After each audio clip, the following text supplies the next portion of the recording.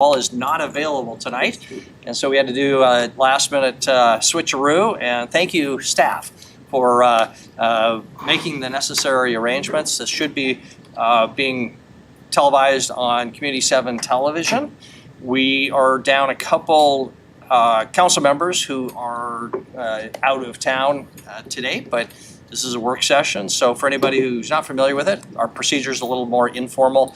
Attendance by City Council is not mandatory at work sessions, but we can give direction to city staff. She's ill, isn't she? Not out of town. Kendra? Oh yes, yep, and we have an illness out as well. So anyway, we've got a fairly short agenda tonight. Somebody who has to write 2 speeches for the next 2 tomorrow. I'd be okay if we get out of here sooner rather than later, but we'll see how it works. Before we get into the very first item, I'll just open it up for public comment. Consistent with our past practice, we're allowing public comment on any matter on our agenda or not on our agenda at the beginning in case anybody needs to leave our meeting. So we'll open it up for public comment. Is there any public comment this evening? And we don't have anybody online and no one is here present to offer public comment, so we'll close the public comment period. And before we move into item number 1, our Building Code Board of Appeals issue, I'll just ask Kevin, our Assistant City Administrator, who's filling in for Chris Kukulski tonight, whether he's got any preliminaries. Yeah, thanks, Mayor. No, nothing in particular. If you would just kind of project your voice a little bit. We don't have sound amplification in the room, but that speaker there is going to transmit over Zoom. We also have participants on Zoom. And for Community 7, when you get up, the speaker is going to be presenting from the podium there. And kind of the same thing is going to apply. No sound amplification in the Zoom, but make sure you're picking it up for Community 7. And just wanted to another shout out to the library staff. I called them just about an hour ago and said, is the library room available? And in that amount of time, they got this set up, got Community 7 working and rolling, and all the sound and audio, so kudos to them. Even with their boss out of town, John and Joe got everything done, so just want to appreciate their work that they've done, and we're ready to jump into the presentation. And I'll actually have to put up on this one tonight.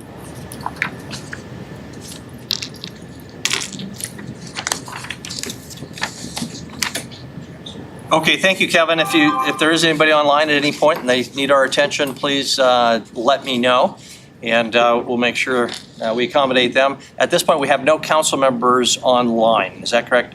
Correct. Okay.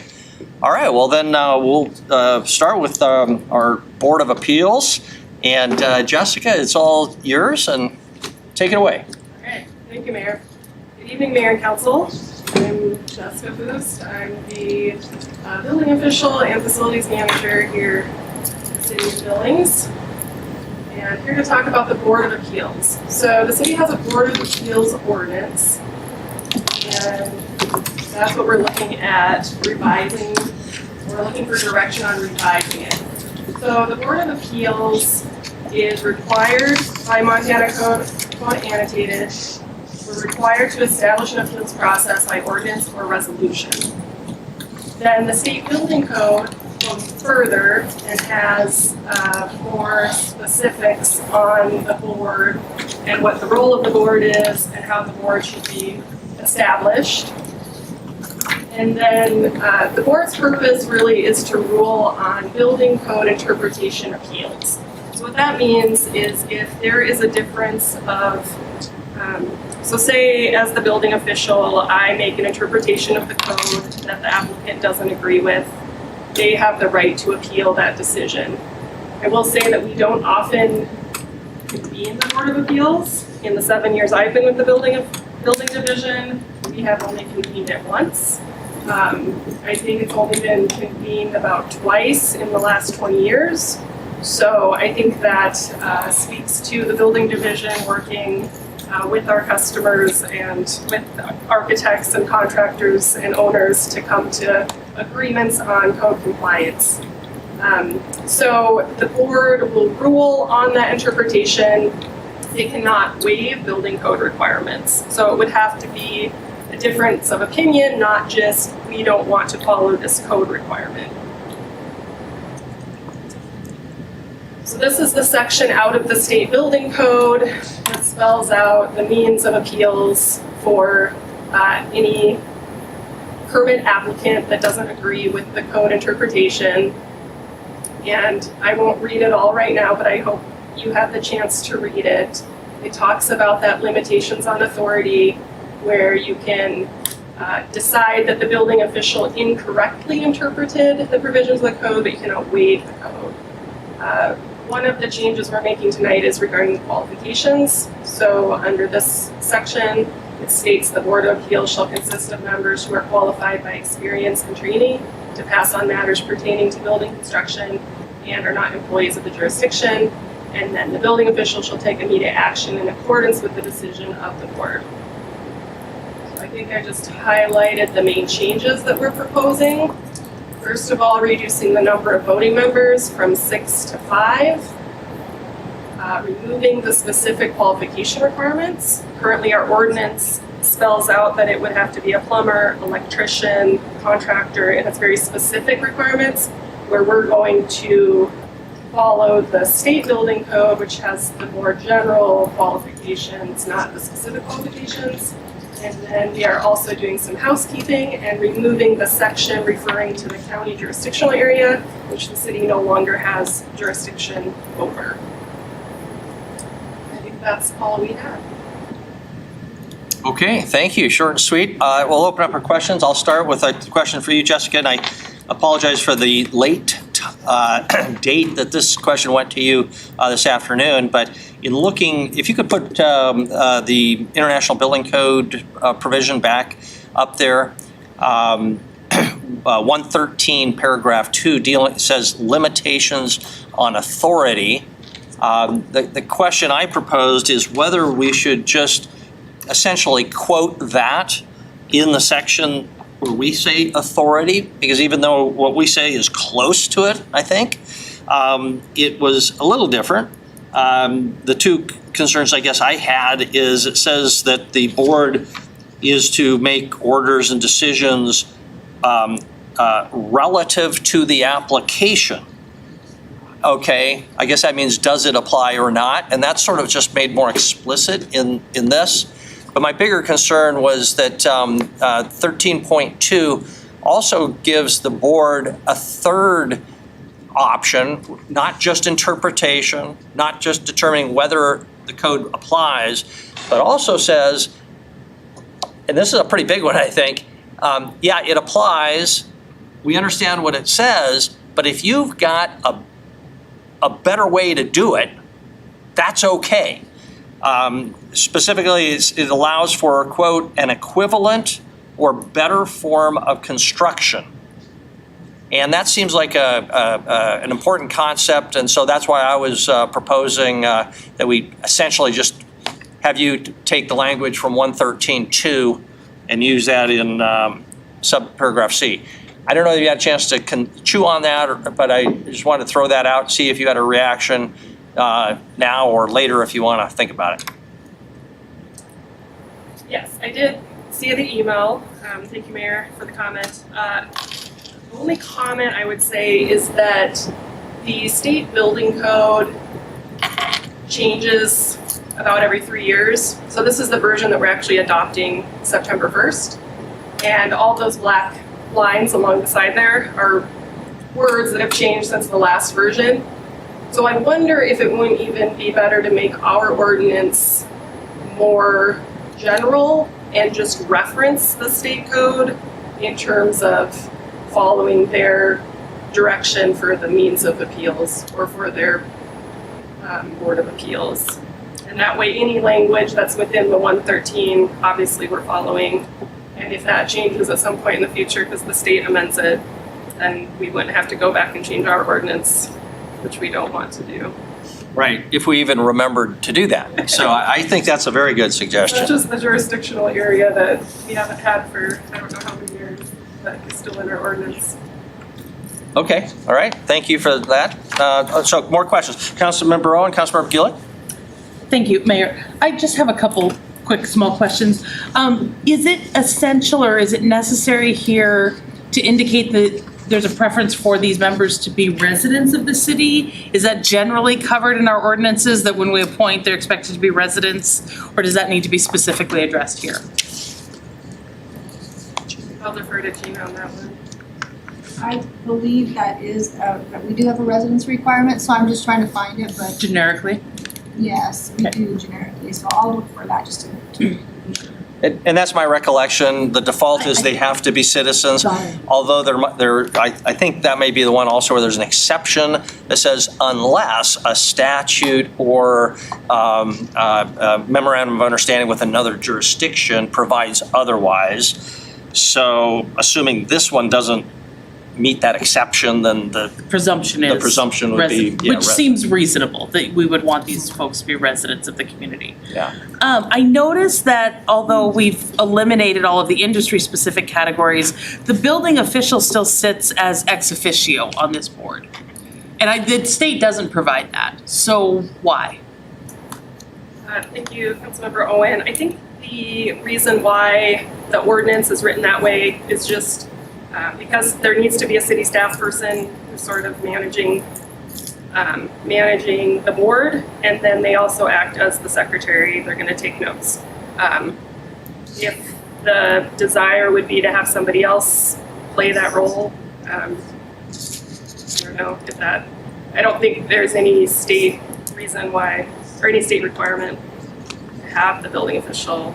It strikes me that it would be difficult for the board to freely debate the building official's decision with the building official there keeping minutes and staffing the board at the same time. That doesn't seem like a wise way to staff and support this entity. So maybe when we get to discussion, we can discuss some other options on that approach. First, because I agree that we need to staff and support this, but having it staffed and supported by the person whose decision they're evaluating maybe doesn't make sense. Sure. And I will, if I could follow. Please. Okay. I will say that in the one time that we did convene the board, it almost did cause this like sort of conflict issue. Like, what is their actual role here? Okay. You know, so I think it maybe would be better to clearly say, okay, you're not part of the board. You're here as, you know, to plead your case of why you're interpreting it this way, and we can hear the other side, why they're interpreting it that way, why they don't agree, and then the building official. I guess there's no, you know, it's you would be on the same footing, I guess, as the applicant, right? Like you're each giving your argument to the board, and then they're ruling on that. Yes. Okay, good. Thank you.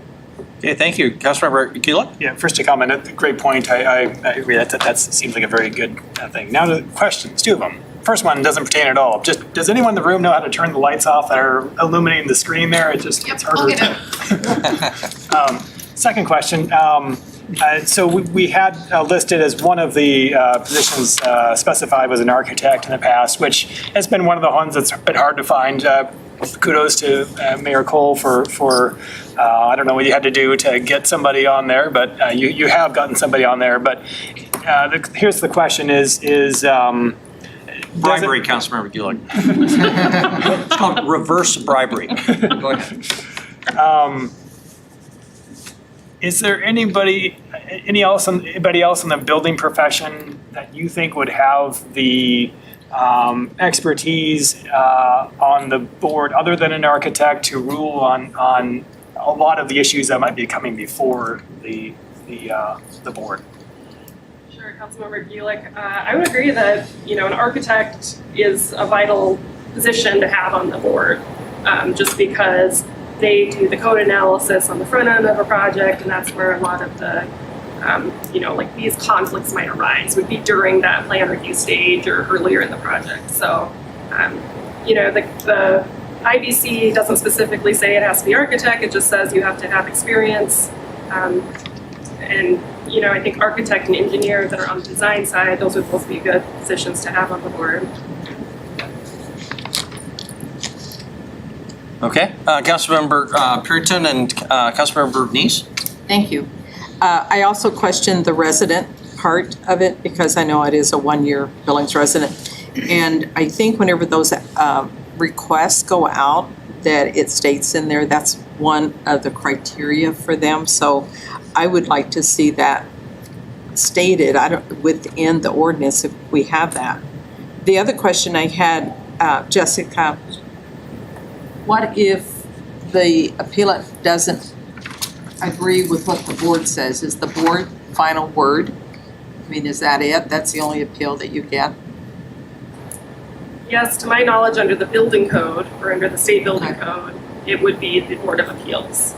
Now, if the applicant didn't agree with that, and we still didn't issue them their permit, I suppose it could go to litigation and That's what I was say, wondering. Yeah. I think that would be the next step.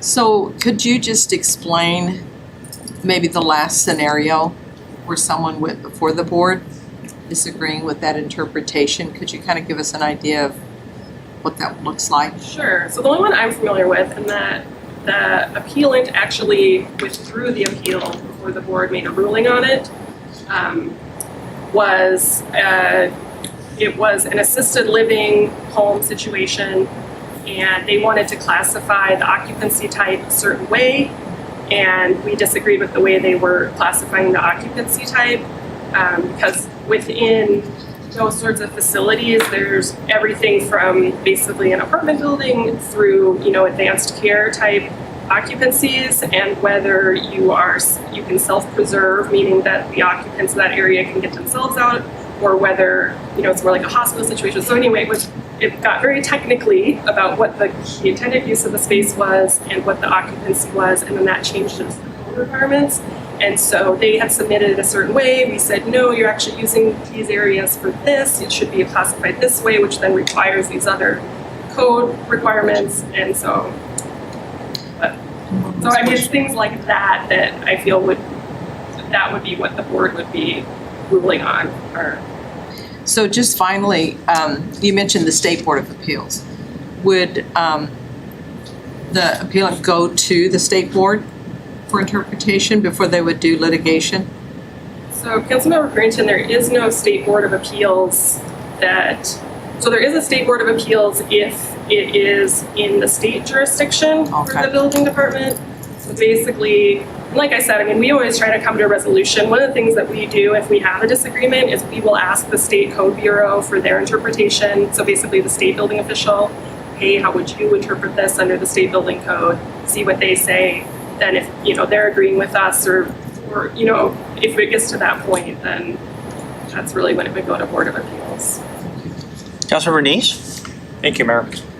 Jessica, on the, by the way, I agree with the mayor as far as trying to tie this to the ordinance.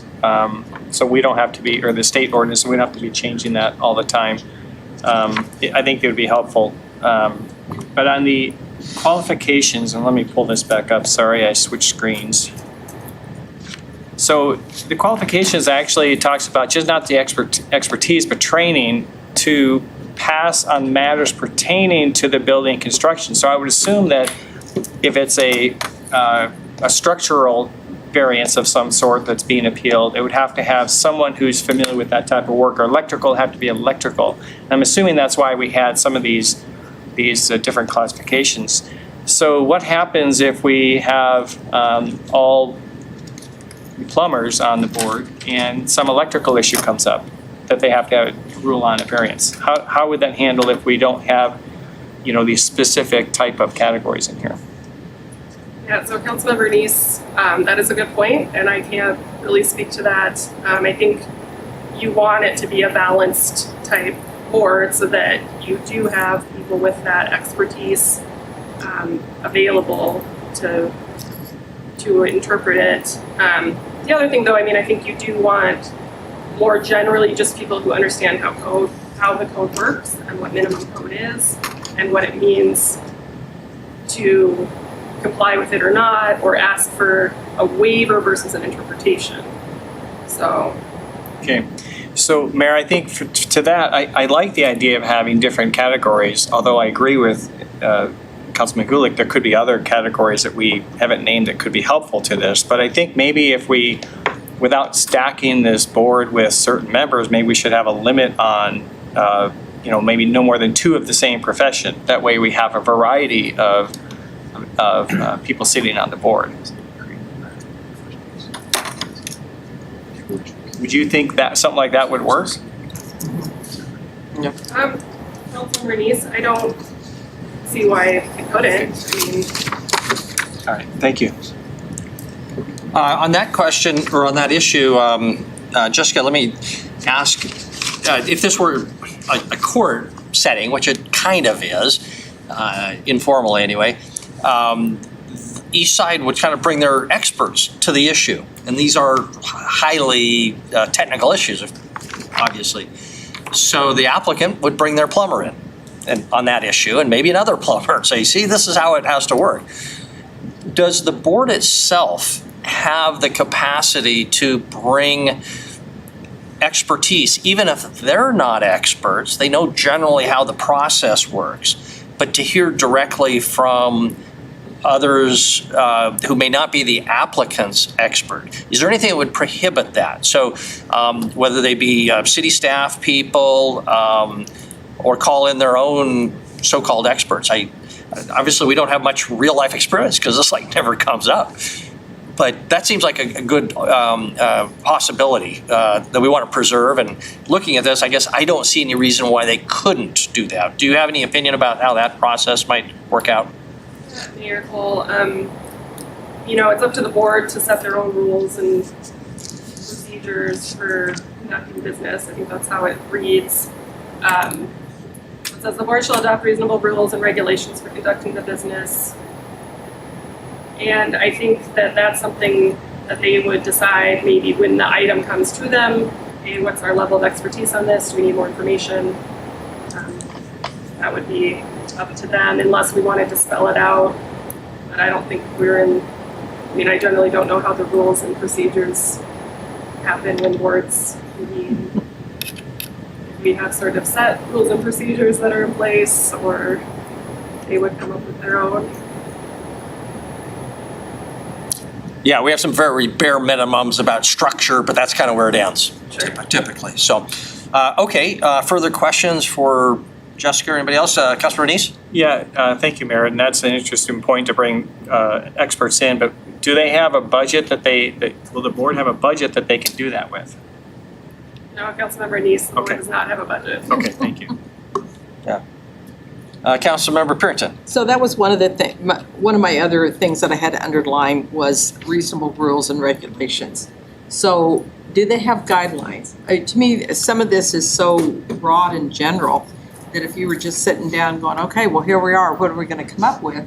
So is there someone that can guide that process? And that's where I see the building official being, maybe a good person to have in there. I think most of the boards have a city staffer that has something to do with whatever that is. But, so I too question that line about adopting reasonable rules and regulations, because regulations, they're a little bit tougher. I mean, rules of how the board will conduct itself would be different than regulations. Those regulations are what you really gotta follow, and they're a little bit more stringent in my interpretation anyway. Do you have any comment about that? I guess not, because you just said, no, we don't have any. Councilmember Purinton, I do not have it. I do some digging and find what the last rules and regulations for when they convened 5 or 6 years ago, possibly, of what they did at the time. And we have to have this by state law, so we have to have a board. We do have to, we have to have an appeals process, yes, and then we do have to follow the state building code, which that's where that section 113 is out of. That's the state building code that we adopt verbatim. We can't make any amendments to it. So state building code says you have this board of appeals, and then we have to follow suit. If I could just. Gina and then Councilmember Gulick? So the requirement that they adopt reasonable rules and regulations, I think they've got to have rules of procedure for these appeal procedures. Right. But then they also need to have their own regulations governing the way they do business, like their own bylaws. So I think that rules and regulations, they could be considered one and the same. They could be rules of procedure for their appellate procedure, regulations for governing themselves. I think that's the intent, is they need to establish all those different rules to govern themselves through their bylaws, as well as rules of procedure for their appeals process. Sure. Okay, Councilmember Gillick? I guess maybe permission, it's not a question for Jessica, but it's experience that almost led to something before the Board of Appeals that I think would be helpful for discussion. So that's okay, right? So back in 2008, I think it was, we had a project where, I should start by saying, we've had very few issues at all as an architect practicing with the city of Billings. They have been very good to work with, and I think have improved in working things out, with sitting down and doing that. But back in 2008, we had to do our code analysis, submitted our set of drawings and to the city. Plan reviewer took exception to something. We resubmitted pointing out the part of the code that we were actually complying with that, and the plan reviewer said, well, what about this other case that didn't pertain? The code didn't say this. Well, so then we took it up to the building official. The building official was just kind of sticking with his staff, not really looking into the issue himself. And so then it was just a lot of time, about 4 months spent on this project, kind of stalling this project out until we scheduled something for the Board of Appeals, and that got the attention of the building official, and finally we were able to sit down. He agreed with our position. We had gone to the International Code Council, got their opinion on the matter as well, and they agreed with us. And so even if it weren't required in statute, and even if it doesn't meet very often, just the fact that it could meet is also a really compelling reason to bringing people to the table to discuss things. So anyhow, that was an issue that, I'm really glad there's a Board of Appeals, basically. Okay, thank you. Anything else for Jessica? At some point, we need to get specific about the draft that's before us and give direction to staff about whether to keep working on it, make any significant changes, and then bring it back to us for formal adoption. So, Councilmember Neese. Thank you, Mayor. Jessica, Ed brought up a good point, because although in his experience they applied, they didn't finish the process. Do you guys keep track of how many actually request and schedule something versus actually just meeting? And if so, how many over the last couple of years have actually requested these appeals? Sure, so Councilmember Neese, the one that I talked about is the only one I know of in the last 7 years. Has ever even requested? Has ever requested it. The board convened only to adopt their bylaws and to get ready for reviewing the application, and then the applicant withdrew it. Okay, so, all right. So it never was actually heard in front of the board or a decision was made. And no one else has said, hey, I want to appeal. Right. Well, and I do think, and this may be just a general comment, is maybe, and something that us as staff can work on, is convening the board more often, just to convene them and talk about things like bylaws, so that if a application is made, they are prepared for that.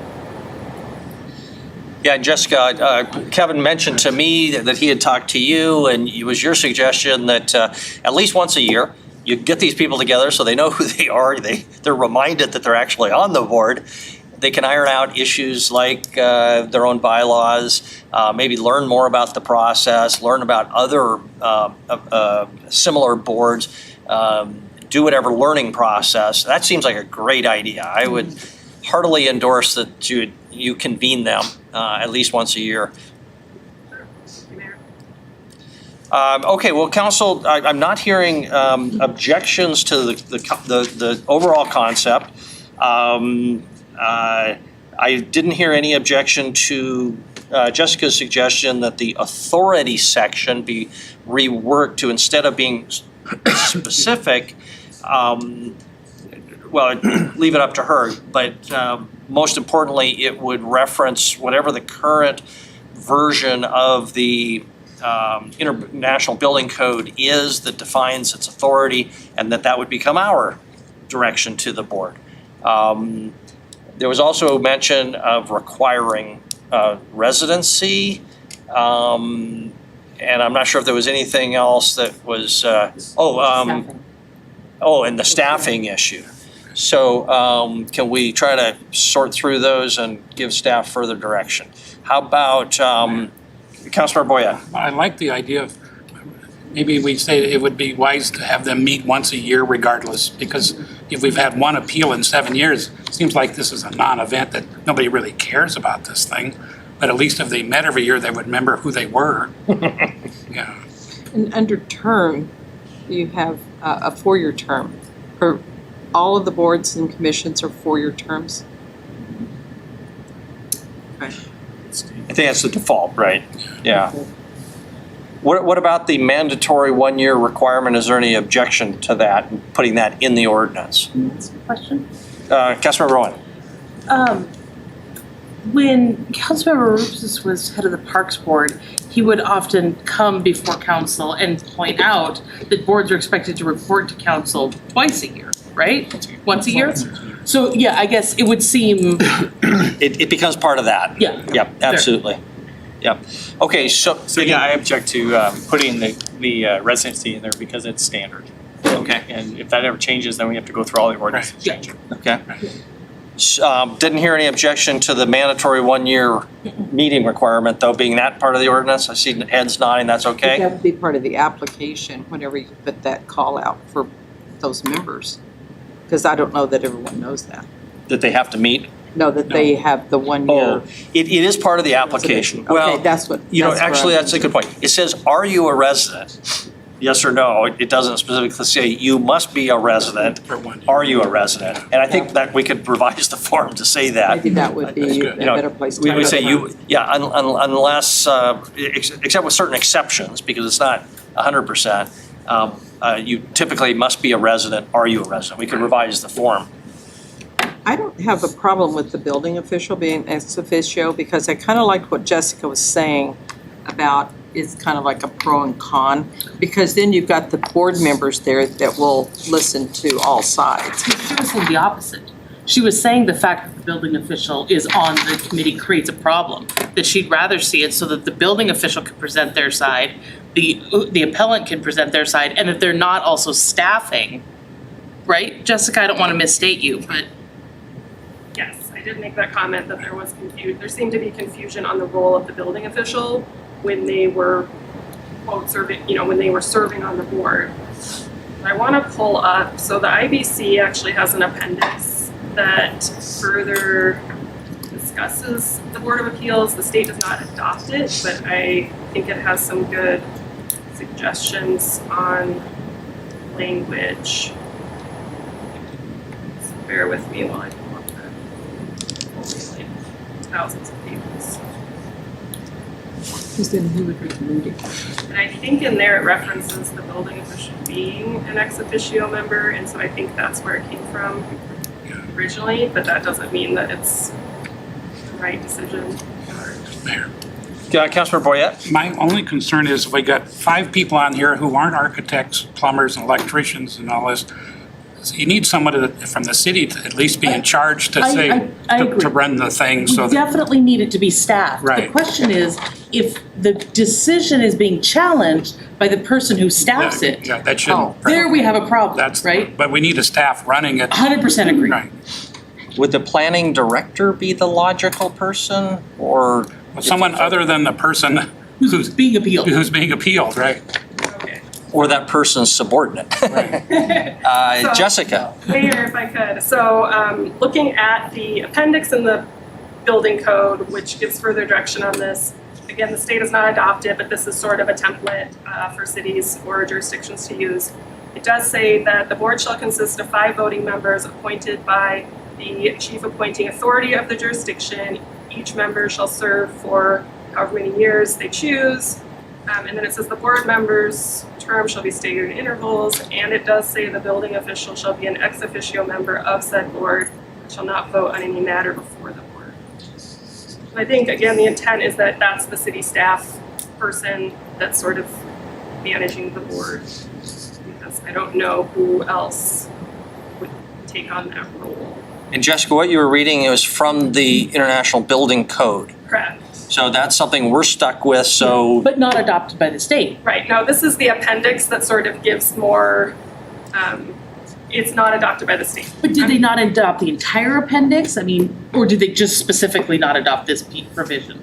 Right. So, Councilmember Owen, there's an appendix that just further clarify, or kind of gives you more of a template that has a lot more sort of what our ordinance does, right? Like where it talks about the specifics of how, you're serving for how long, and how do you deal with vacancies and things like that. But it's not an appendix that the state has adopted. Is it? I was just referring to it as I think that's where the city ordinance originated, was the fact that they recommended that. So just, I hate to get pickier, but even if they didn't adopt it, is it still binding? It has mandatory language. Is there something that sort of implies compliance with the appendices, or? Unless they're explicitly adopted by Okay. the state, Okay, you're all right. not required to follow them. Okay, thank you. Councilmember Joy and Princeton? Thank you, Mayor and Council. I was just wondering, obviously there'd be a huge problem if the person who is a staff member is also the person trying to defend their interpretation. Obviously, big red flags all over that. But there's more than one person in the office, right? So the person who's taking notes or maybe running the meeting, who is not a part of the decision-making or maybe even the discussion, but simply making sure the meeting moves forward and notes are taken. Can that be another staff member that doesn't have any conflict with the interpretation that's being given or the process that's going on in the appeals? Sure, Councilmember Joy. Certainly you could have somebody else from the department. I just, if typically it's something that, right, like a plans examiner, like as Councilmember Ulick talked about, a plans examiner maybe has the initial issue with it. It gets escalated to myself. I look at it, I say, yep, I agree with my plans examiner. Okay, now we're gonna go, well, now is the plans examiner gonna be that person, or is the deputy building official who also I've conferred with, and, so who within, and so I mean, how, thinking about, say, how the planning board does it, if you have planners coming to the planning board saying we recommend or we don't recommend you adopt this or that, or you approve this variance, or we recommend you don't approve the variance, I mean, you still have planners that are involved in those boards. So your point is you really don't have enough people in the office that wouldn't have had eyes or discussion on the issue to be somewhat, just be independent of the whole thing. So you really wouldn't have a staff member like that, more likely than not. Sure, yeah, Councilmember Joy, I don't think you're gonna say we have a completely, independent person that. Also, I don't think anyone in the building division would do anything not, compliant with what the spirit of the board is. Right. Thank you. Thank you. Okay, so I'm not seeing a clear path forward. Does anybody have an alternative? We either stick with the existing process where the building official is part of the board ex officio, can't vote, or we find somebody else, but we kind of establish there's not anybody in that division that would be a good fit. And even if there were somebody, they would be a subordinate of the building official. So that would be a little weird. So the only other person I could see was maybe the planning director, in this case Wyeth Friday, would have some experience. But to me, I'm personally okay with the building official, but I understand the possible conflict. Where are we at? Perfect solution, Councilmember Denise, Councilmember Gulick? I'll switch topics to the, as far as having too many of one field on the board. Is there any? Could we finish this one? Yeah. Yes, we can finish that one. I'll, I think Councilmember Owen made a really good point, and I think in my experience, the plans examiner who brought this issue up seemed, in my mind, kind of inflexible and also maybe not real professional, and could have been elevated through time, just had gone there. I feel very fortunate we do have Jessica at the head now, but I think we should have but that may not always be the case. We might not always be blessed with that. I think part of the reason we've had so few things come before the boards of appeal is because of the way it's been run. So I think it is important that we assume a potential scenario where there is not such a amicable and well-functioning department, I guess. Okay. And so therefore, I think, So we'll stick with this. So the other alternative that I am loath to throw out, because I know, I don't think the staffing is any more ample in other departments, but the person staffing this entity doesn't per se have to be a technical expert to the board. Really what we want to ensure is that the process is fair, right? Because as you indicated, I think people are going to bring their experts in, which would raise at least conceptually the possibility that it could be staffed by legal. Yeah, city attorney or. And I say that with huge apologies to Gina, but I mean, Or a as a clerk. technical matter, or a clerk. Yeah. I mean, you need someone who can assure it's procedurally fair. Good point. Well, and now he's going to mention, because there were some issues that came ahead, and I know Kevin's gonna hide under the table too, because, you know, I know that there were some issues with HBA and some of the different staff. And so there was that, you know, come to Jesus meeting with you and Jessica and staff. And I think you hashed those out well. So that's under your jurisdiction, if you will, as Assistant City Administrator. So, I mean, he too would be someone that would maybe. You know, we have one every 7 years. It's not like this is gonna be a real problem, you know? That would have to be at least once a year. Yeah. How about that question? Picking between the city attorney or the assistant city administrator, they could draw straws and whoever loses has to do it. Right. Any preference between those two or some third position? Yeah. Councilmember Ripsis. Yeah, we say in here that the members of the board have to be, have some qualifications in building. So that kind of argues against putting the attorney or somebody as the secretary of the board as a member. They're not a Person- member, they're staff. Yeah. Their staff. They're ex officio. Well, if you're doing that, then you're talking about a broader change to what they've written here. Because in here, it says that the building official will be the secretary of the board. And, you know, so essentially you're staffing it with that person. To me, I kind of think we're overthinking this. The ICC certainly has devoted countless hours to thinking about these types of things, probably in scenarios that are much more frequent than we ever have to deal with. If we've copied this right out of the ICC appendix, I'm okay with taking it as they wrote it. And, you know, if we have a conflict, I'm sure the staff can deal with the ex officio member sitting there quietly and taking notes and having, you know, Jessica do the presentation on behalf of the city. So that's arguing for keeping the building official as. The ex officio member as Yeah, and- recommended by the ICC.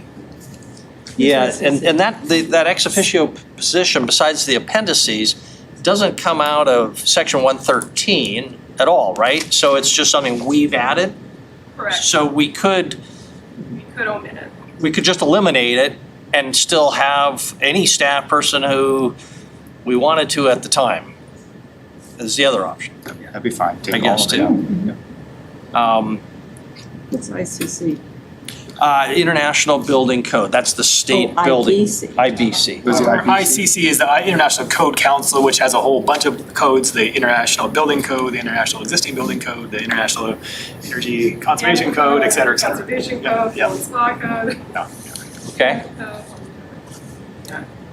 So Mayor, if I could, as I said before, I'm perfectly fine not, with the building official not being a member on the board. And if it makes more sense for legal or administration staff to serve that role, it's just, that would be the staff person that's convening them and, getting them to do their bylaws and to elect a chairperson and just sort of giving them that general direction.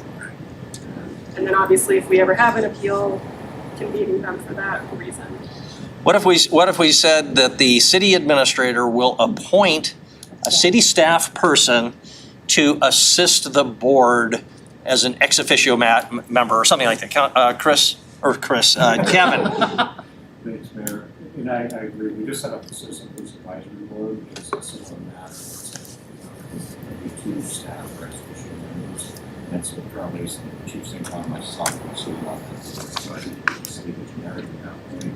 It needs to change for myself. I believe that's something that we can make that switch.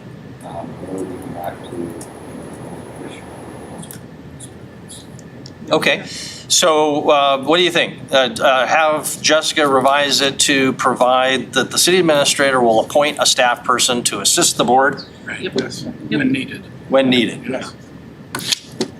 In 7 years from Every now. 7 years. Okay, if that issue is resolved, now we can go to the limitation on the types of professionals. Councilmember Denise? Yeah, so as I brought up, I think it wouldn't hurt to have that, but then again, I don't know if it's gonna help. My concern is, they do want expertise. I don't know, Mary, you probably know best as far as how often we've been able to get members on the board, and which professions would be there, but maybe it's just suddenly we have all developers on there. I mean, is that a good board or not? It is a possibility. Nobody wants to be on this board of any profession. So hard to say. I think maybe the architects would be the most motivated and knowledgeable. Could have more than two. In theory, the council could object and say, these people are all architects. Let's reject them and play it kind of or make that decision at the time. I couldn't really predict what group will predominate, although architects seem like the most logical folk. But in the past, we've had civil engineers and plumbers and all that, but most of them don't even know what it is because they don't have the experience either. So is that being withdrawn, or you want to specifically propose it? Or? I would like to propose it that we have a limitation on, no more than two of the same profession. Doesn't matter to me. Just to Guess safeguard. what Yeah. It seems like, The trouble is, you're not gonna get any, the biggest trouble is why we're meeting half the time is there's nobody even applying for these positions. Sometimes it might be, well, at least we get 2 people show up, but. But I don't think we need to list the organizations. I think expertise in the field is probably enough, unless other people think we need to list them. Okay, Councilor Gielich? My thought is architects should probably, it's in their best interest, but I think the local, Billings Architectural Association ought to organize to, get some of their members on there. So I think it's so maybe we don't have it stipulated, but it's probably in the best interest of the profession to have an architect on there, just because we're the ones who are dealing with the codes the most, so. Okay, Jessica? Mayor, if I could. Yeah. There's never been effort on my part to make sure that the board is full. Right now, there are 5 out of 6 seats that are filled. So that way, if we do revise from 6 to 5, we don't have to kick anyone off. But I do think that if an issue came up that was an appeal and we needed to get volunteers to serve, I believe we could, find people willing to do that. But again, that falls under, is that my place to be calling up architects and saying, hey, do you want to serve on the board? Or reach out to the AIA chapter and say, hey, can you volunteer someone to come serve on this board? So just how the recruiting should or could happen in the future. I for one, will welcome any help. You can give me names, as long as you don't pack the court with just your close family members, we're probably okay. But play that one by ear. Sure. So, but yeah, can always use the help. Okay, so I'm not hearing opposition to the 2 from any profession limitation. Anything else that's out there, or are we done with this item? I might say trade or profession. Yeah, and there may be some definitional challenges. Somebody who is an architect who is really a developer mostly, it may be tough to draw those lines, but hey, we'll worry about that later. Okay, I think we're done then with item number 1. Okay, so Comment on the item? thank you, yes. Well, is there any public comment on item number 1? There is no public comment on item 1, so we are now done with item 1. Now to number 2, City Council Rules and Procedure, and Gina will turn the podium over to you. And Kevin, you said that the Community 7 picks up on that microphone, right? So Gina doesn't have to shout to get to the pizza box up here? Correct, yeah, whether it's down there or here. Okay. Is there any way you can turn the volume up on that though? There's no in-house amplification. So just Gina will speak loudly. As long as you speak loudly, I don't think it matters, wherever you're more comfortable. You can push that up here as long as you're still in the frame of the camera. That's smart. So this is the ordinance.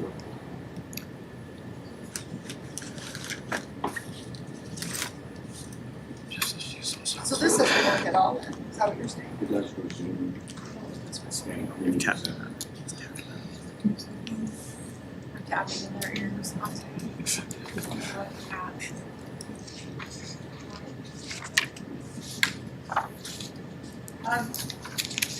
Okay, well, pulling this up, so I thought we could go through the ordinance first because there were some comments about needing some more time to really get through that. And if we go through the ordinance first, I can just do the pretty high level review of the things that I changed. A lot of it was cleanup, some reorganization of the sections, things like that, but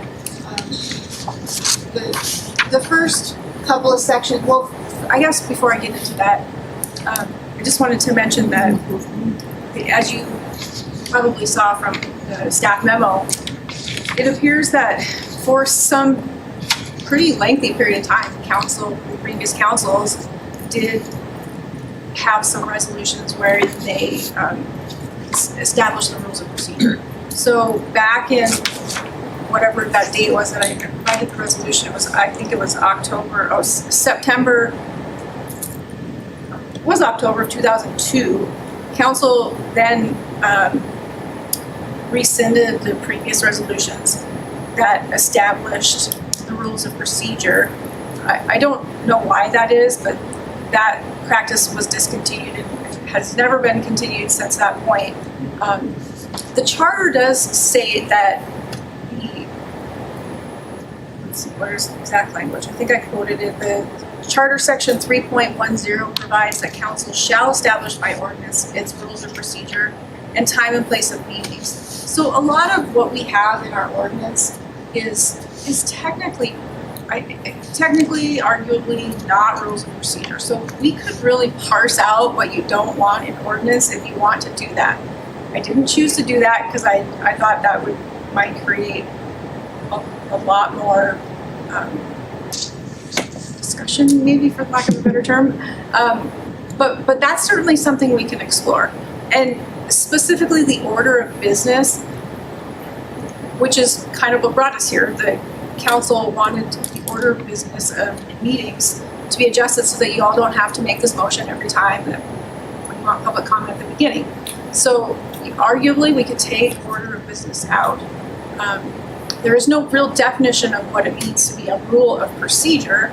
So I looked at the Article 2, this particular division, 2.2 and 2.300, and I just left it all in there, took it all as a whole, because there's some things that could be considered rules of procedure in there, and there's some things that couldn't. It's really kind of a matter of interpretation. There's no real definition, and we didn't provide one in our charter. So our charter just says rules of procedure and the time and place of meeting shall be established by ordinance. So with that said, we can explore that if you want to. But for now, I left it in, all in ordinance, and we can talk more about that if you want. So the first couple just were some reorganizing there. And Gina, I apologize for interrupting, but just sort of the 30,000 foot view. Now, this is 13 pages, and we could be here for 13 days if we wanted to. I only have a few things highlighted. Okay, so you're going to give us the high level view. Yep. And council, don't panic. Don't expect us to have to go through this all now.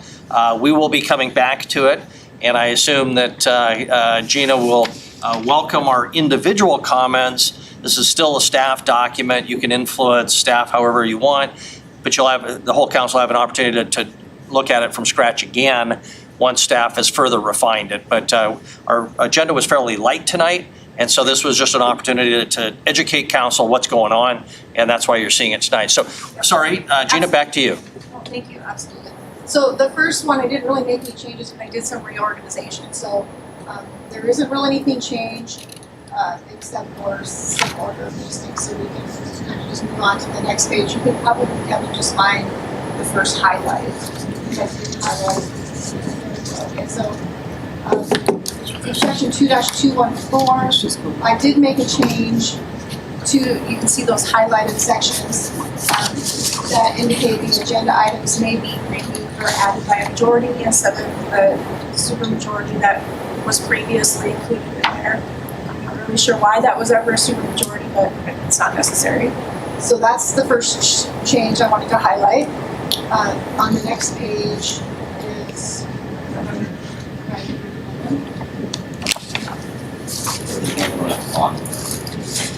well, the other one was adding agenda items and one was so those two highlights there.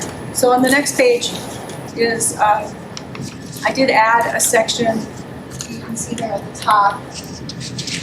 North Carolina Code does require council to designate an official posting position. We didn't have that in our ordinance anywhere, so I did include that. And then the 2-215 is the section on the order of business. There were just a few changes there that I made, including an executive session if that's required at the beginning, because that seems to be when I always do that. It seems to be appropriate to include an agenda item for council to review and modify the agenda. So that's that second highlight, number 6, so that you can take things off, add things, reorder things, however, that would be the appropriate place to do that. We added the public comment under subsection 11, and that would be just an open public comment that members of the public can comment on anything, agenda items or non-agenda items. And then the consent agenda would be next. 13, 14, and 15, I want to go back for just a second. 13, 14, and 15, I separated out. We used to call it regular agenda item, but a regular agenda. But a regular agenda consists of these 3 things, so I just listed them out. And I did intend to include after number 13 the phrase "if required," because sometimes we don't have public hearings. And then under 14, same thing, other action items if required, and then leave 15 the same, special information presentation if required.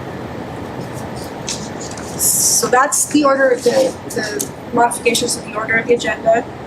On the next page here, the minor modification I made was that the order of business may be altered or adjusted by the presiding officer instead of requiring a vote and approval by the majority of council. That seems to be a little bit more efficient as well. And then subsection C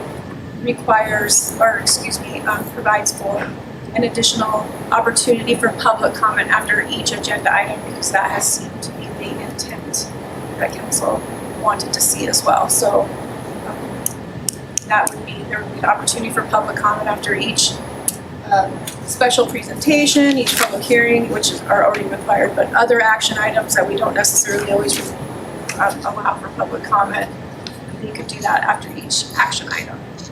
Gina, Councilmember Joy had a question. Councilmember Joy, I'm just going to ask if it's on a specific change, why don't we let her get through it, or did you have a more general comment or question? It was just about the wording of this specific thing. Let's come back to that, because but remember, I write remember it it. Okay, go ahead. Yeah, I don't have a ton more actually.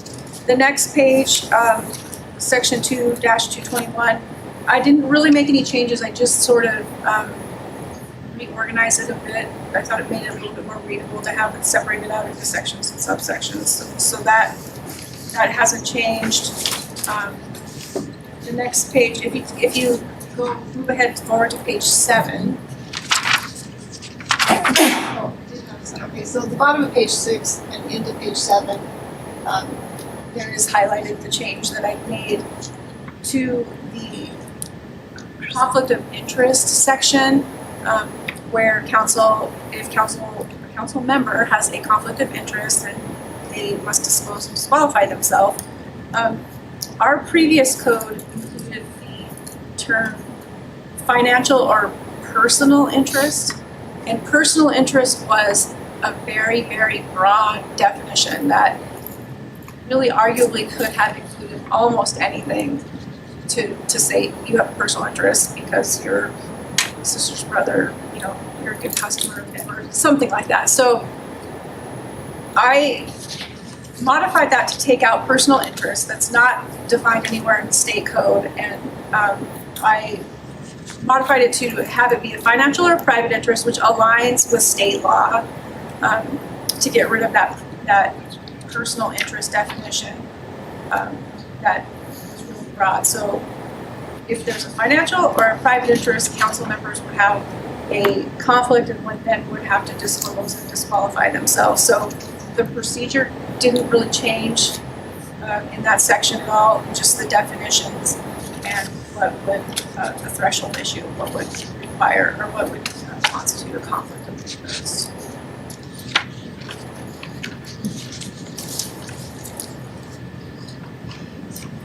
And okay, so then in page 8, under subsection 5, we have a section addressing public hearings, and it was my understanding that there was a desire for an outlined procedure for public hearings. So that is what subsection A through F are on page 8, sub 5, A, B, C, D, E, and F, which is basically, as I understand it, what our current procedure is. If you all disagree with that, then we can modify that however you'd like to see it, but essentially it's just that the hearing is opened, the presiding officer asks staff to present the staff report, then council can ask questions of the staff, and then after that, the applicant or the applicant's agent would be able to provide a presentation limited to 10 minutes, because I think that that's what we do right now.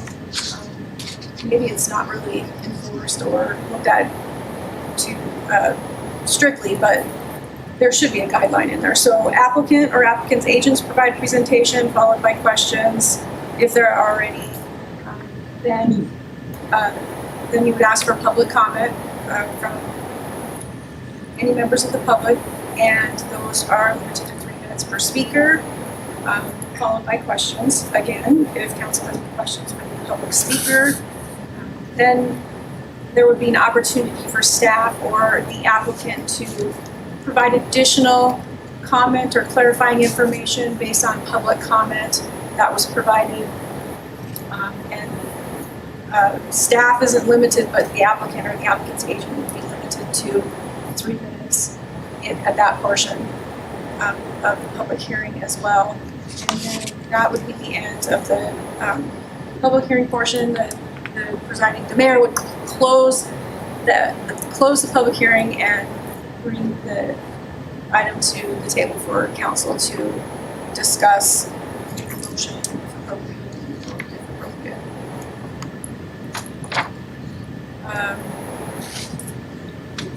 And then set forth that council shall approve, deny, or postpone action. Unless you can't postpone it due to statutory requirements. But from this section on, I do not believe I made any additional modifications, but I included all of this extra stuff just to give you the opportunity to review it and make changes, or make suggestions for changes if you want. If you don't want any additional changes to anything, I can certainly cut this off. This ordinance can be 2-211 through 2-221 or whatever you all see fit.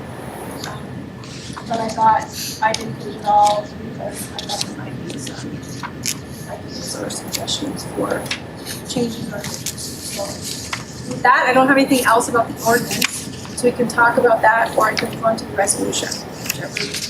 Okay, Gina, thank you. So we don't forget, let's go ahead and ask for some more specific comments. Again, reminder, we don't have to resolve everything tonight, and drafting with 10 people is never an attractive proposition. So, but if we can get the general concepts out, and this will come back, we'll have an opportunity later, and feel free to provide specific comments to Gina even after this meeting. Councilmember Joy, Thank you, Mayor and Council. So I have a question, and then as we read on, now my question is more complicated. I think I might be a little bit confused. So I just wanted to clarify in my mind when it is we have public comment. So we have public comment at the beginning, which is on anything that the public would like to speak on. And then we have public comment after an action item. Does that also pertain to a public hearing? That's my first question. And my second question is, if the public comment is after the action item, it's not particularly useful for deliberations. So that's where I kind of wanted to get that clear in my head. Thank you. Yes, thank you for the question. To clarify, yes, okay, so generally, there would be, the meeting would open, roll call, invitation, administrative reports, all the announcements, things like that, and then public comment on anything. And then council's then gonna move on to consent agenda. And that previous public comment period would have been the opportunity for council, or for the public to comment on the consent agenda. So you would be considering the consent agenda to vote and to approve the consent agenda, and then move on to either public hearings or any other action items that require development agreements or something that aren't necessarily public hearings, but they're an item requiring public comment.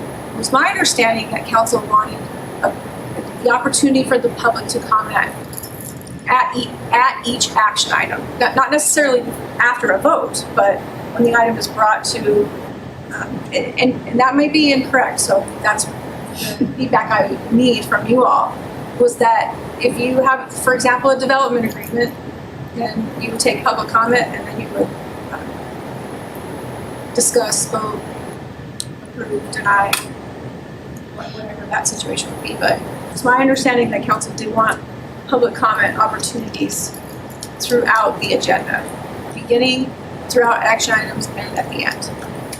okay, let's ask council that. I certainly was hearing council that they wanted to give people an opportunity to comment at the beginning in case they wanted to leave. And then, of course, we'd always have people at the very end with the public comment on non-agenda items. I was not hearing, one way or the other, I guess, what council wanted in the way of specific opportunity for comment on every item except for with a public hearing, of course, where that would be a requirement. What was council thinking? And the other question I was hearing Councilmember Joy say, and I may have been misinterpreting, was is the intent to allow comment at the beginning of the meeting, even on something that is later scheduled for a public hearing? Gina, do you have any concerns one way or another about that? So if somebody wanted to leave, they can get their comments in, they don't have to wait for the public hearing. If we did that, is there any legal problem with that now that's not part of the official public hearing? It was my understanding that council did want the initial public comment period to be on agenda items as well as non-agenda items. So if a member of the public did choose to make their public comment on a public hearing at the beginning of the agenda, council can most certainly still consider that public comment during when they actually are considering the public hearing.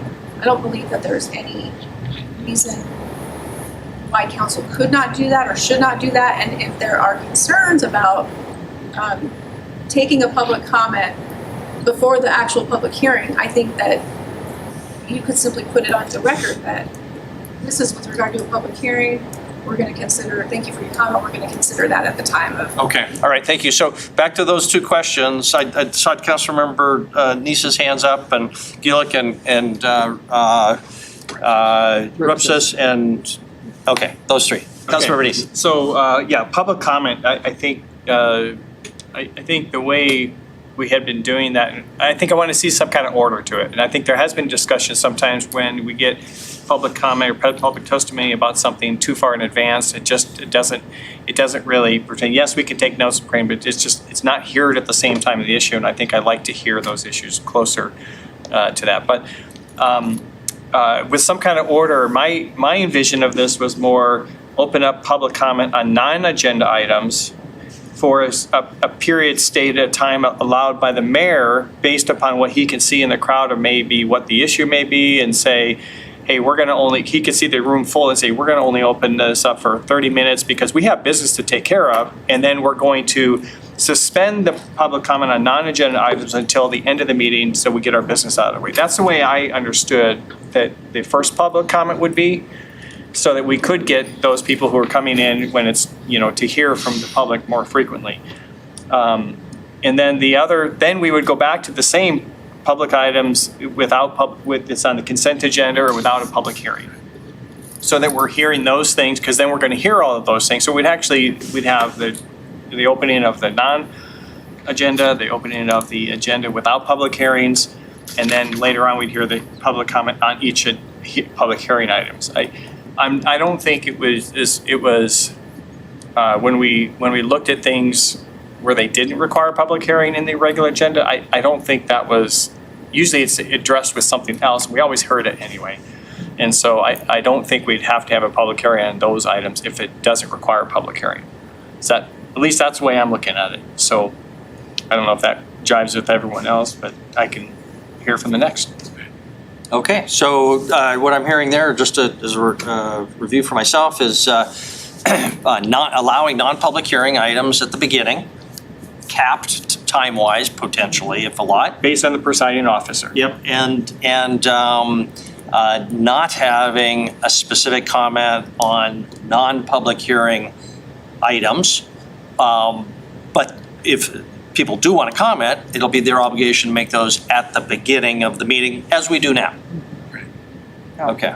But we need specific wording when we say that, so everybody understands what we're talking about. Yeah, we have to definitely explain. So what is the rest of Councilmember Gulick and Basically ditto what Roy has said, and then just reiterate, I think it's really helpful to have public comment for public hearings be after a staff presentation on the issue, so that they get to see that presentation as well, because that could help them with their comments as well. They might be responding like, I interpret this situation differently than the staff, here's why. Like, their comments can be tuned in a bit more, so I think it's important to preserve that piece.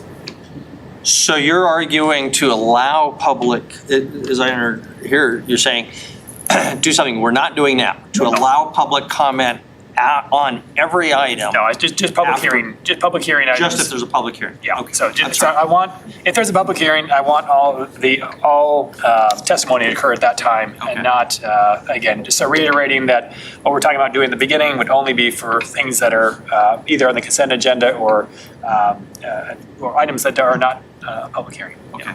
Thank you, Councilor Rupsis.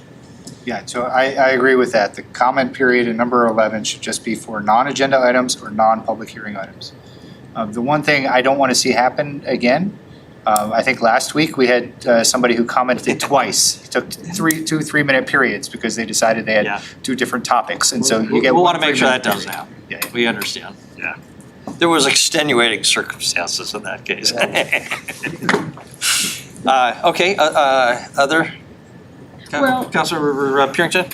And I agree. I think if there's a public hearing on action items, you leave it there. And it doesn't need to be at the beginning of the meeting because it just gets convoluted. I'm not certain though about, what you mentioned, Tom, was if you have one person there and they're going to speak to one item and they get 3 minutes, and there's another issue that they come up with another 3-minute item, and I think, that former council member, and, you know, and he did speak to two different issues. Now, whether or not he stands there for 6 minutes, I don't know. I mean, that's, I guess, your discretion, because I think that was perfectly fine. I didn't mean that. Yeah, the concern would be you got 6 items. Okay, I got 18 minutes. Just get comfortable. Well, and I think that's your discretion, you know, of saying, okay, you know, if you've got that many items, you get 1 minute or something. But no, I think that you don't want to stifle that. And so whether or not that means that you say, well, if you've got more than one item that you want to talk about, you're going to have to wait till the end of the meeting because we've got business to take care of.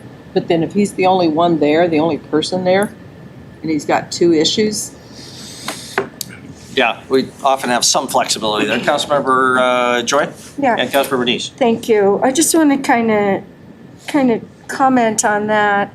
One of the problems is if the person has stands up and they start to speak and you realize, oh, they're just going to repeat what they've already said, the mayor is in the uncomfortable position of having to interrupt and shut them down. And that's not a very polite thing to do, and that's difficult to do. So if the mayor knew in advance that the issue that they were going to comment on would be very different from the other, then the mayor's not in that situation. I think it kind of puts a burden on the mayor to either know where this person is going with their comment or to have to kind of cut them off. And I think that can be very difficult. So to err is to say, well, we'll just let it go.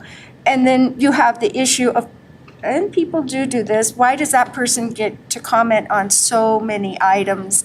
And essentially, as the mayor had said, 18 minutes. So I think if we're going to work on this ordinance, we want to make the job of the mayor as easy as possible and not put the mayor in a situation of having to interrupt the public or try to get them to change their subject in the middle of a comment. So that's my only We thought. appreciate that. Yeah, my rule would always be you got 3 minutes, get all your comments in. If it's really unique, they've got a really unique situation, hopefully the whole council would understand that. We could give them some extra room.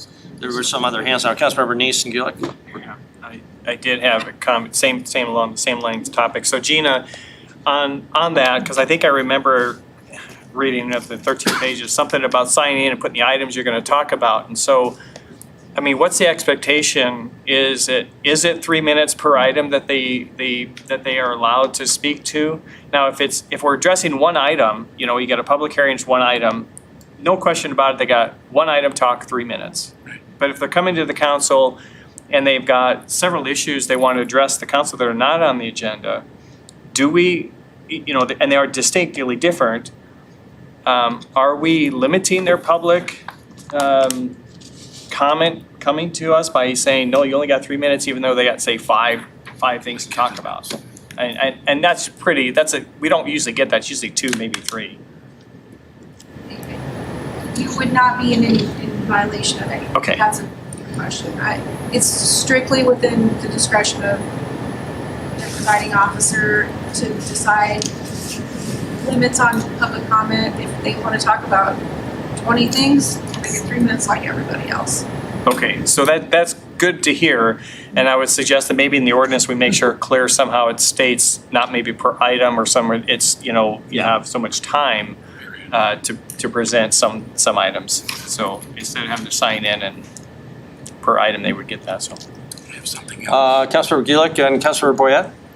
Seems to me that having the opportunity to, you know, have public comment on non-agenda items, you know, one of those, but then also at least one on things where there is a public hearing, you know, there could be, it seems to me that there may be multiple public hearings even that person, it just happens to be that the way that the agenda lined up. So it seems to me if we're going to limit it, it should be in just the comment on non-agenda items. I agree. Councilor Boyette? Are we still on the subject or are we going to move on a little? I'm ready to move on. I think we've. So Gina, one of the things for 10 years on the zoning commission and for the last few years, we have never limited the applicant or their agent to 10 minutes. Is that any state law that says we have to limit it to 10 minutes? Okay. Not at all. That was just my understanding of where we wanted to go, but that's up for discussion. Because there's times when it obviously goes over that. But Yeah, and I think I did include subject to extension. yeah, it says that, but I just want to make sure there was no state law that says 10 minutes. Okay, thank you. Gina, state law does say, you pointed out that we have to identify the location of our meeting. We're planning to move from 210 North 27th Street. Would it be sufficient to just generically refer to the lobby of the city hall for postings and things like that? And let the world figure out where city hall is? I think we could maybe come up with something like that. I think so there's the state requirement that you have to designate your posting place. So I think that could be general, saying the lobby of City Hall. Right. But you also have to explicitly state your time and place of meetings. So I guess we would say the time and place of meetings is 5:30 on the second floor. At the city council chambers at City Hall. Rather than an address. Yeah, okay. I mean, I think the intent of that is to give notice to the public of, that they could go to your code and always know this is where their meetings are. But I would hope they could figure it out. Otherwise, we'll have to go back and amend our ordinance, so. I mean, it's Yeah. a pain to do, but it's a pretty small amendment, so it's manageable. Okay, Councilor Bernice? Yeah, so just to let you know, I kind of redlined this myself through the ordinance last night, so I was up kind of late going through this. But I want to bring us back to what Councilmember Boyette brought up about the public testimony for the applicant. I've mentioned this before, and so I'll try not to belabor it too much, but I feel like when we have public comment or we're doing presentations, we're hearing from the staff. The staff has done their due diligence, they're bringing the information to us, and we should be hearing from staff. When we start allowing the proponents to then talk to the council more than the opponents on a thing, then I think we're starting to, give preferential treatment to those who are applying to the city. And I think that I think this new ordinance actually now codifies that we're saying, if you bring something to the city and you want to do something, we're going to give you more time to speak about it versus those who oppose it. They have the 3 minutes. In fact, not only do they get more time to speak about it, after the opponents speak against it, the proponents get to then rebuttal it. And then the opponents don't get any time to that. So I think that's problematic. I think our staff do a good job in looking at this stuff. We ask our questions. When the applicant comes up, it states and the opponents or the proponents, if we ask them questions, it doesn't preclude them from answering and giving us more information. It doesn't preclude them to only 3 minutes then. And so I have a problem with us codifying that section of it. And so that's my spiel on that. Okay, Councilor Joy, Councilor Purington? Thank you, Mayor and Council. I appreciate the comment made by Councilmember Neese about the difference in the amount of time and between the applicant and the public. But that's assuming that only two public show up to speak. A lot of times, and there have been some zone changes where the public, 3 minutes of the public would have been much, much longer than the applicant's presentation or questions and answers. So I don't think that is always the case. I think it is the case some of the time. I don't think it is always the case. The other thing is it kind of breaks people into two camps, and I don't think that everyone who comes to the podium actually feels like they're in one camp, proponent or opponent. They really are just coming to speak to what their concerns are. So I don't see two camps, and I'm not sure that the public would always have less time if there's an assumption that everyone in the public is an opponent. Thank you. Okay, there was this other hand over here, sorry, Councilor Teresa. And I agree with codify, and are you talking about just codifying the time? Is that what you're saying? Well, The 10 minutes? Yeah, just not the time, but the whole process to have rebuttals back and forth. Because I know that sometimes, even council members will say, oh, I see the applicant's is in the gallery, so can they speak to this? And then they get up and, sometimes they're prepared and sometimes they're not. And so it can be rambling.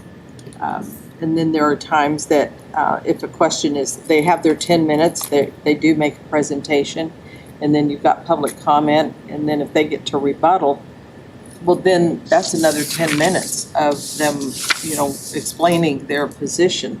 So I don't know that I like the 10 minutes, but I think, if there's an applicant there and we have a question of the applicant, if the staff makes the presentation, see, if it's a zoning matter, it's already gone through the zoning commission, and this is what we've got. I think if it's time to ask a question of the applicant, I think that's one thing. But to have a presentation by the applicant, I don't know that that's necessary. I really don't. And there are times, Denise, that they do come up and some are saying, hey, we think this is a great deal, we hope you'll pass it. And those are usually pretty short and sweet. Sometimes there's someone there that really is very adamant, no, I don't like this, and these are my reasons why, and they get cut off. And I want to hear more of what they have to say. Sometimes they write a letter to council and sometimes they don't. So, again, I agree, Roy, that I don't think we need to make it real specific in ordinance. And I guess this is why the mayor gets paid more than we do. At some point, that's part of the decorum of, well, let's hear what this person has to say. Yeah, is it going to take you more than 3 minutes? And you're usually pretty good about that unless they're rambling. So, yeah, I don't want an ordinance to be so specific that we're not following the rules all the time. Councilor Rowan. I wonder if we could sort of find a middle ground here. Yeah. Maybe there can be, this seems to be overly focused on land use issues, and maybe that's the only time, but there seems to be other times when members of the public might want to make presentations on a particular topic. But regardless, I'm wondering if in the context at least of land use, if there might be a procedure, or if we might just indicate that an applicant can request ahead of time the opportunity to make a presentation. If there's any, significant discrepancy between the applicant and the staff, or if they feel that there's information council really needs to know that goes beyond the staff presentation, maybe instead of being so specific, they could just make a request in advance to be able to give a brief presentation to council. There usually is some sort of communication there. Gina? I just included the phrase if applicable. Yep. So that could kind of cover those situations, because you're right, this is a general procedure for public hearings, but I did want to keep this applicant, because most of your public hearings are going to be about land use things, so that's why it says if applicable, the applicant or applicant stages. And just by the way, this is not an uncommon procedure and timeline. I pulled a few other cities, and 10 minutes is the guideline that most of them use. Missoula doesn't have a guideline, they just set limits at the beginning of the meeting, but the Great Falls and Bozeman, those are the same timelines that they use. I'll just provide a little historical context here. I'm kind of chuckling to myself because when I kind of came up through this process on the planning board, there was no staff presentation. It was only the applicant, which usually meant it was Rick Luthold. And Rick would stand up before the council and go on for half an hour. And the staff would sort of back there nod their head. If somebody had questions for staff, I guess they go to bed. It was all the applicant's show, which was not a good arrangement. So this would be quite a flop or quite a change. But And Wyatt is online, at least he was, so I'm with regard to whether an applicant should be able to give a presentation, I think Wyatt might have a lot to say about that, because I think there are situations where you really do need to hear from the applicant, but I would have to defer to him, so. Okay, I'm gonna recognize Councilmember Ripsis, and then Wyeth, if you are on there, if you could just comment on that, because often what the applicant has to say is a little different than what staff is interested in. So, Councilmember Ripsis, Gina, I'm just wondering why this public hearing section is so much more detailed and step-by-step, defined than the old one. Why was that necessary? Why are we getting into this? I was advised that that was what was sought out a couple of years ago. This process started, I found some of Grant's old notes and a draft, and there had been a meeting between him and, I'm not sure who, maybe the mayor, city administrator. I think there was some discussion about a lot of these things that I've included, and the general procedure for public hearings was one of them. That's my understanding, so that's why I included it. There are no legal issues. We've never really had any problems with this particular section. It's just things that maybe Brent and somebody, maybe our current mayor, maybe the prior mayor wanted to clean up. Yes. And again, it's most of the other places, municipalities that do have written rules include something similar, so, but it's up to you all. Yeah, and I know a couple years ago, I definitely was hoping for some clarification. How does this work? So, but what we have, Wyeth, you've heard some of this discussion, go ahead. Yes, thank you, Mayor and Council, and good evening. I've heard most of it. There's some of the sound has been a little off, but I think I've got the gist of what you guys are talking about. And I'd reiterate, definitely this sort of process for an applicant. We follow a similar process like for the zoning commission itself, where staff will present and then the applicant has an opportunity to present, and then it follows very similarly to what Gina has drafted and what we've had several discussions over the last few years. And as the mayor pointed out, we had some conversations with Brent as well on kind of laying out a process or procedure for applications, land use applications that were coming before council with public hearings. So this isn't unusual from the standpoint that we normally kind of follow that. It gives the applicant is given that opportunity because it's their application to present and explain what they're asking after the staff gives their presentation, and then there can be follow-up, obviously in our case, either with the zoning commission or the council to ask questions of staff or the applicant before they move to the hearing. So it's not unusual now to do it that way. We do the same thing now, as the mayor was noting about the planning board in the past. We now, the planning board has a presentation from staff. There's an opportunity for the applicant to speak or present information, and then they move forward into their public hearing. So thank you. Okay, I don't know that we need to resolve this, but are there any other comments or resolution on this or others?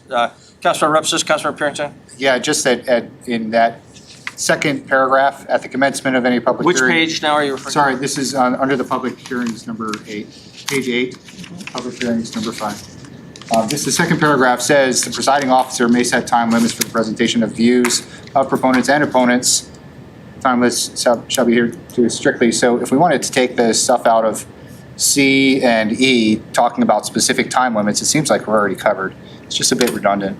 Yeah, and I'd be okay with that. I think 10 is a good ballpark, but you could have something that doesn't require 10 seconds, so why give them 10 minutes? And you could have something else that's so complicated, why, would you want to restrict something that involves millions of dollars and a huge issue to 10 minutes, so. There was another hand over here though, Councilmember Purinton? Gina, one of the things, as I went through this, I kind of have a list of things, and I will send these out because some of them are just questions as well as comments about certain things.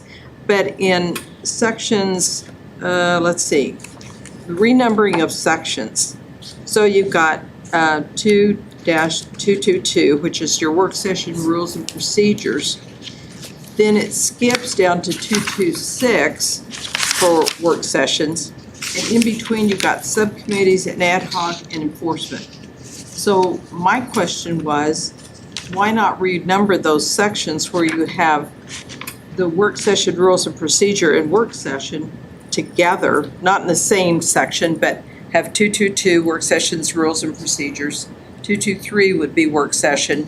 Then 224 would be subcommittees, 223 or 5 would be the ad hoc, and 226 would be enforcement.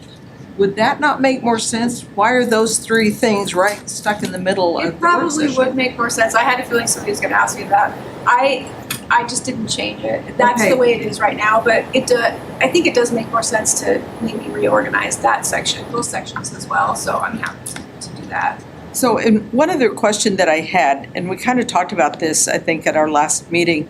It was, I think, when we were doing our meeting with the Stillwater Building, enforcement. So it says on here that there's supposed to be law enforcement there at every meeting. And more times than not, they are, but sometimes they're not at work sessions. So do we need to change that to just regular sessions? Because evidently we have to pay for that. I don't know what we pay, you didn't tell me, but that's okay. I don't need to know that. But I'm just saying, do we need to have one at work sessions?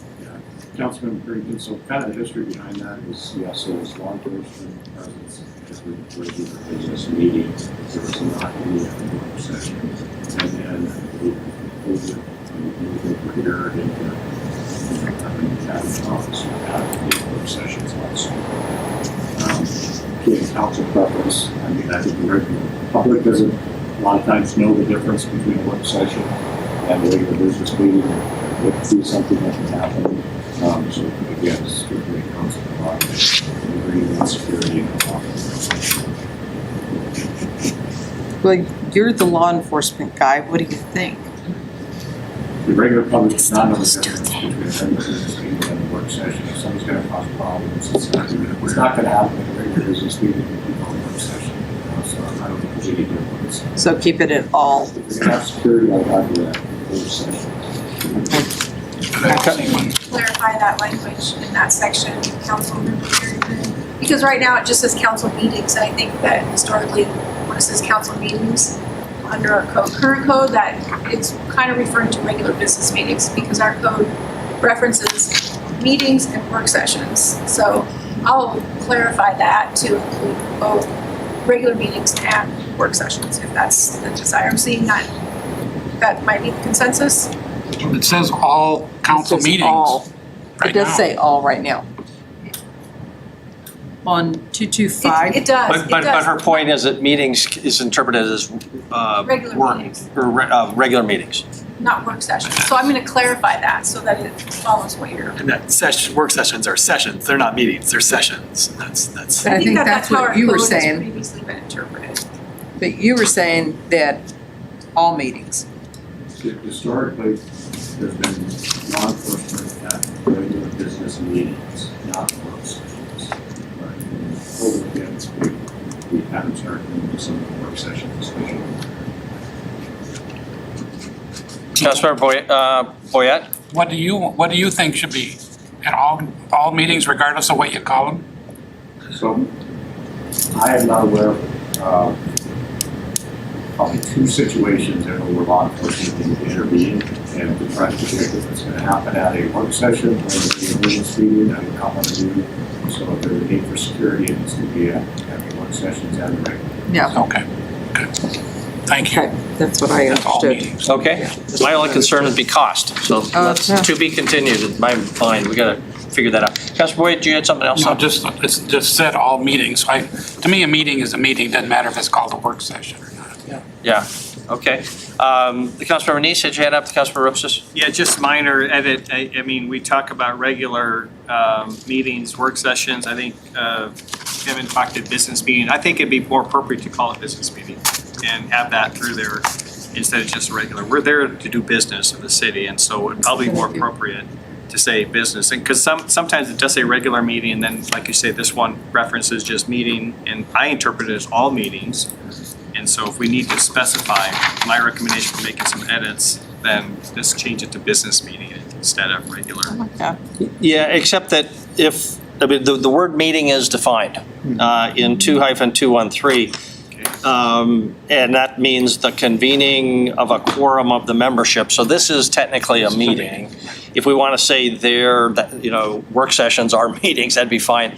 we just don't want to be in a situation where every place we've got to be saying work session or regular meeting, unless there's a real reason to make a distinction.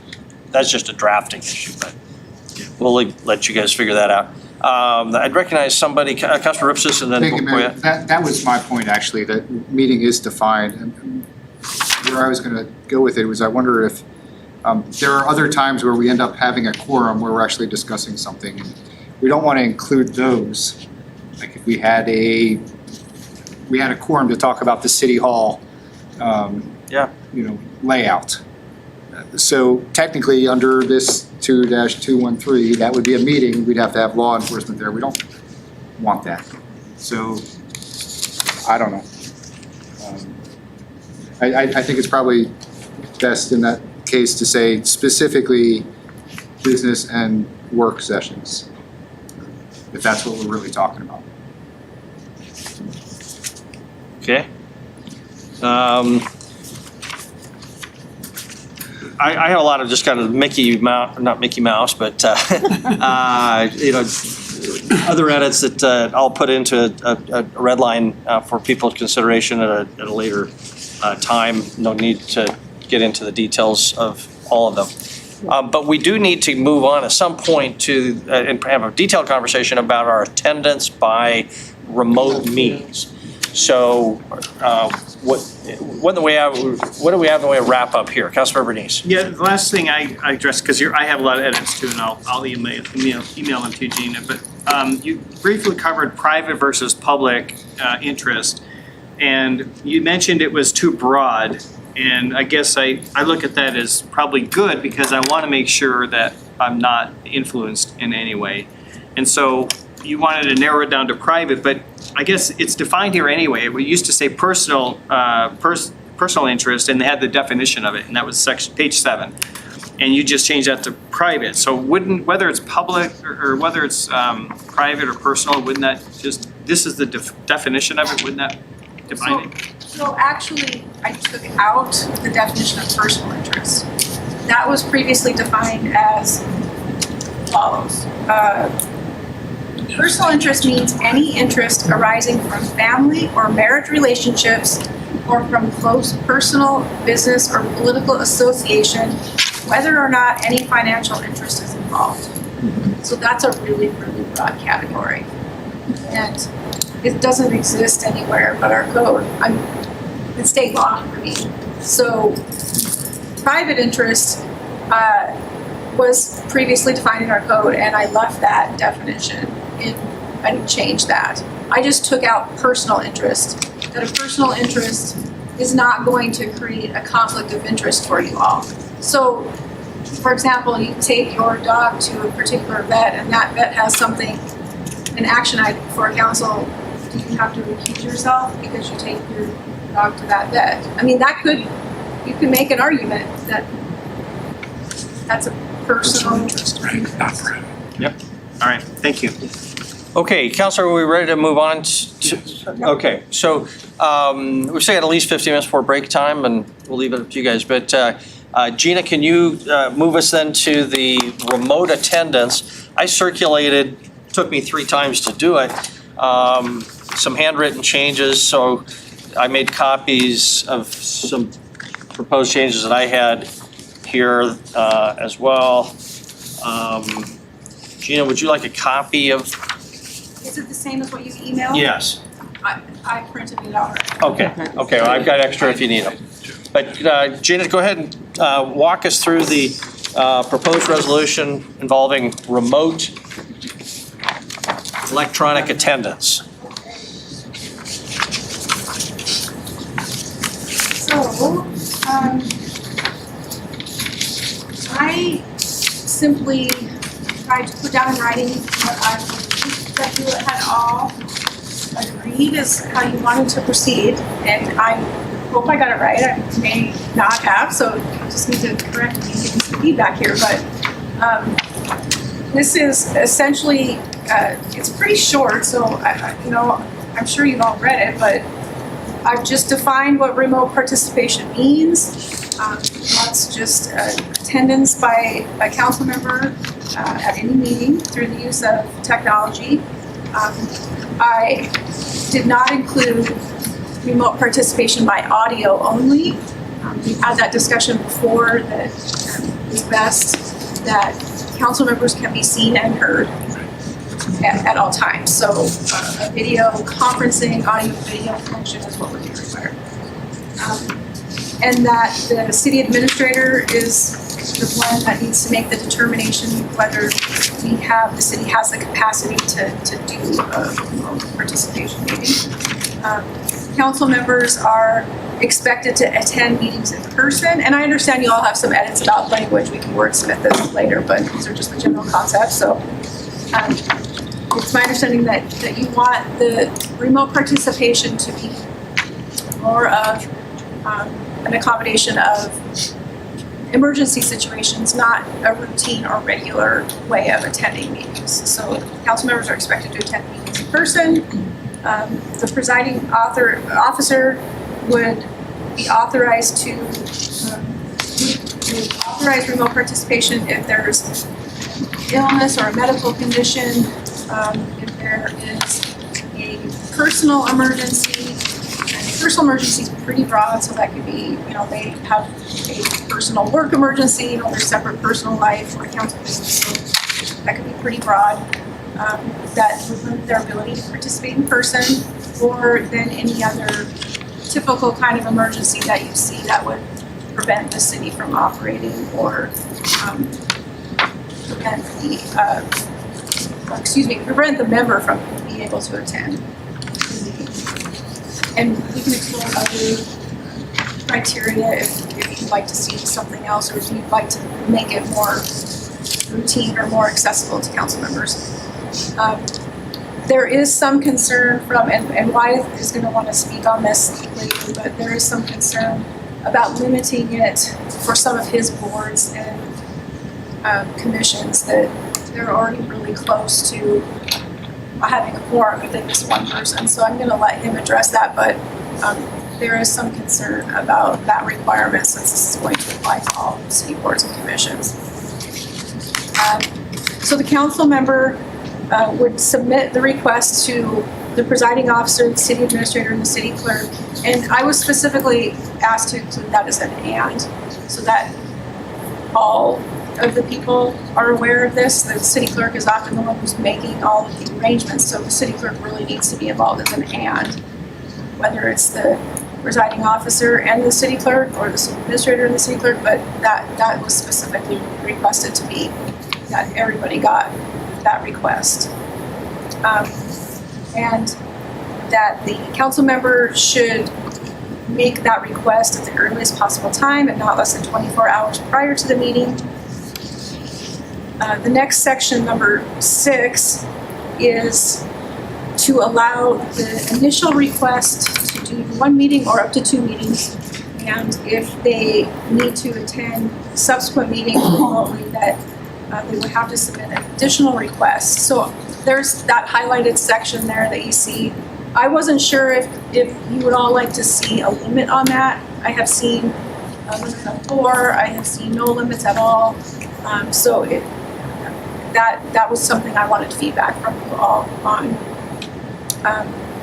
Number 7, that council members are responsible for making sure that they have the adequate technology to be able to participate remotely through subsections A, B, C, and D. And that while they are participating remotely, that they are not communicating with others and with other people who are not in the meeting regarding any agenda items. And clearly also, like I mentioned before, you have to be able to see and hear each other, be able to see city staff. The public has to be able to see and hear the council members adequately throughout the council meeting. Number 8, the council member participating remotely will be eligible to vote, will be counted in the quorum, as long as they have that connection. If they don't have that connection for a sufficient amount of time to be able to participate in the discussion, then they would not be able to vote on a particular agenda item. And I know that there are some language that's being suggested to clean that up a little bit, to make that a little bit more clear. So that would be appropriate that the mayor could make those decisions about. Has that council member been able to see everything, been able to participate? If not, then he could decide whether they voted on that agenda item. If the mayor was the one participating remotely, it would be more appropriate to have somebody in person presiding over the meeting. So that could be the deputy mayor or the deputy mayor. And if all three are gone, then you all can decide who could temporarily preside over the meeting. That we don't really have the means to allow participation in executive session, so in closed meetings, I would recommend that you not allow that remote participation. And then the last section was simply to make it clear that this doesn't establish any fully remote meeting.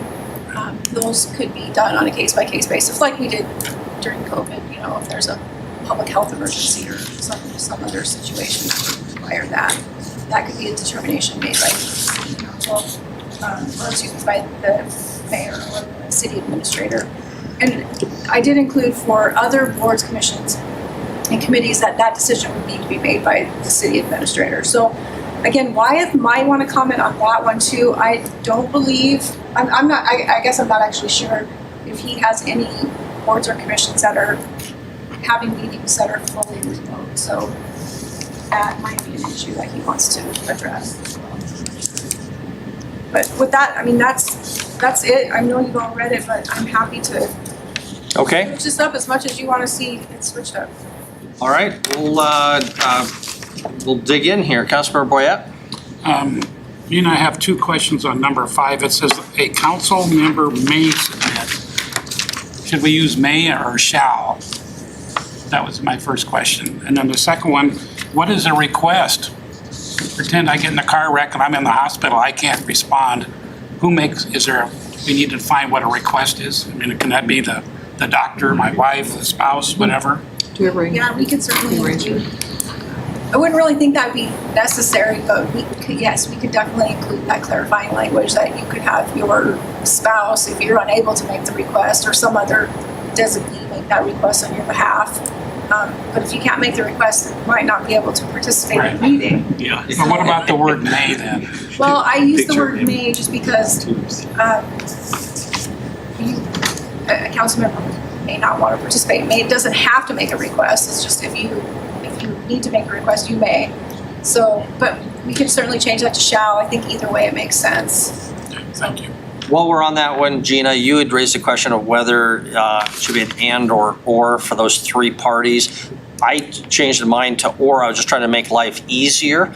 But given what you said, I'm fine going back to the original, and all three have to get applications or requests. So, Councilmember Purington. Just staying on that one, with the shall, is that later on in the sentence, it says to determine if an arrangement needs to be made. So I think shall does have a place there instead of may. Because I think what you're trying to accomplish, tell me if I'm wrong, is that you're trying to accomplish that these parties, the presiding officer, the city administrator, the city clerk, have time to make those arrangements with, whether it's the Zoom meeting, which I assume that's what it is. So I would like to see shall. Okay. While we're in that vicinity, the highlighted one in paragraph 6 was specifically called out by Gina for our consideration, specifically whether there'd be some sort of a limit on how often a person can do this.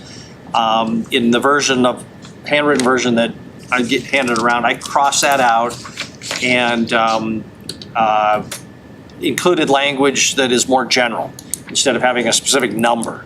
And it would say something like, attendance by remote participation is generally intended to be a temporary accommodation, and repeated absence from in-person participation for the same or multiple reasons may result in the presiding officer's refusal to grant additional requests. So it does leave some flexibility while trying to send that message. It's intended to be generally temporary, but we can fiddle with the language. Other comments on these or other sections? Councilmember Neese, Owen? Yeah, I was still on 5 because it states not less than 24 hours prior to the meeting, but typically emergencies are not planned for, and it's going to be less than 24 hours. So I think that kind of defeats the purpose of emergency. At the earliest possible.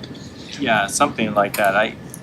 I don't think we should have that 24 hours in there. Yeah, I found out that I had COVID like 24 hours before the meeting, so. Would it be okay if we just said, and preferably? Because I think the staff would still like to have a target, right?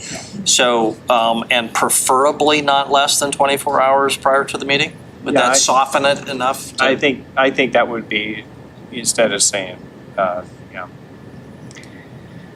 Okay, Councilmember Owen? I'm on the verge of a sneeze. Sorry, Mayor. I generally think 4 is too prescriptive.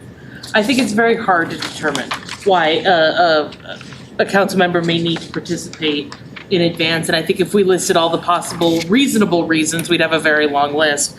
So I might suggest, I like, Mayor, your sort of language suggested for 6, and I might suggest that for 4, we do something similarly general, remote participation may be authorized by the presiding officer, on a case-by-case basis, or, something that indicates that there may be very legitimate reasons that don't fall into one of these neat boxes.